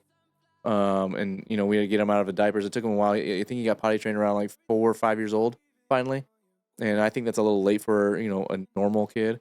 Um, Yeah. Especially since he's been around like his brother and his cousins like living together, seeing how they've had to change their lives about. Um, Within a week of the first therapist showed up, she managed to get him potty trained. And I was Nice. like, I'm glad that someone's trained to figure this out because we couldn't do it for the life of us. But Card actually has they that's a really good organization to probably look and see if they have any volunteer work or might be able to do a part-time type of thing with them. Yeah, for sure. Thank you. Because Yeah. all I knew was there's one school in our area. Turns out that has it. But yeah, that's actually really good to know. Thank you. Yeah. So just type in autism and Card. It'll probably but yeah, Center for Autism and Other Related Disorders. So but Nice. Yeah, dude, that's awesome, man. I don't know if you have anything more you want to talk about, man. I think we hit all the topics, and I loved it, man. This is I say this on all the episodes, but I do love having these conversations with different people each time, and I look forward to yours this whole week. I mean, hell, I was posting about it. I think it was like at 3 in the morning this morning, Eastern time, and so Yeah. and then I posted again earlier. So I definitely appreciate your time. I appreciate your community coming by. Mrs. Lokes, big hearts to you. Big time. Got to give her a little shout out over there for being Much a deserved. strong wife, the hard rock and soul of Mr. Laux. Um, and I appreciate all you guys doing this and supporting him. And again, like I told you earlier, man, I'm super proud of what you've done in the 9 months that you've been. I mean, I know you've been around the streaming world for a little longer than nine months. Probably about what 2 years now, maybe more, with John and stuff, and the heart of rock and roll. Yeah, exactly. um, but you're doing a great job, man. You definitely are a silly goose. You definitely are funny, and you have what it takes to make it big. You just take time, learn it, enjoy it. Proud of you coming on here to talk your story and be vulnerable in front of not just my community but your community that came in to see. I don't know if you're live right now or not. Nope. No, okay, yeah. So for your community to stop by and see you be vulnerable and speaking your truths. My community loves seeing me be vulnerable, and they love seeing other people be vulnerable, and because it resonates with them. So far we haven't 100%. had a single episode where nothing resonates, but it makes it easier for people to come out and speak on things. Recently I did have a good friend of mine that is a streamer that reached out, and he was telling me, he's like, yeah, your podcasts are really helping a lot of people, and he's like, to include myself on, this is why I reached out. And I like, he's never reached out to me before. Like, we've talked on Twitter and Facebook as far as like, just through chat and our streams and stuff, and he reached out, and I'm glad I was able to help him out, and people people like you that come on these episodes and talk their truths it really helps that one person be comfortable enough to reach out, and I applaud you for that.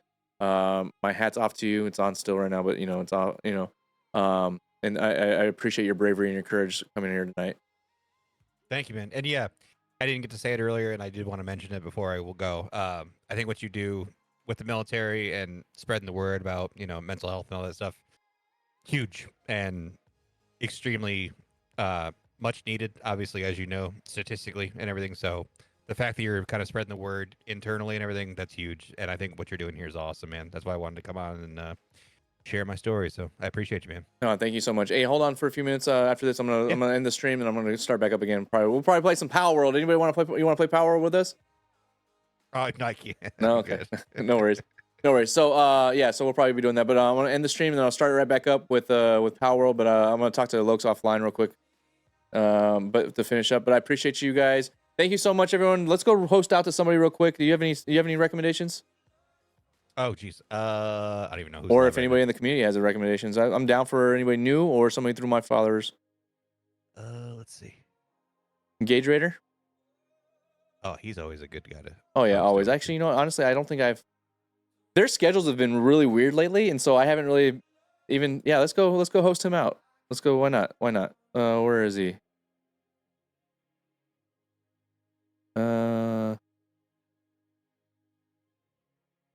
Why isn't he on my list? Is he live? Yep. Gager number 8. Yeah. That's how we became friends, because we spell our names the same way. Yeah. Oh, he's doing IRL. Okay. All right. Cool. Yeah. Definitely. Hey, make sure you guys show him some love. Let him with that hashtag Alien Army Invasion. Let him know we don't raid, we invade. All right. I appreciate you guys. Thank you so much. Lokes again. Laux, thank you so much for the freaking episode, man. It was an honor, and it was great. We'll talk to you guys later. See you guys over there.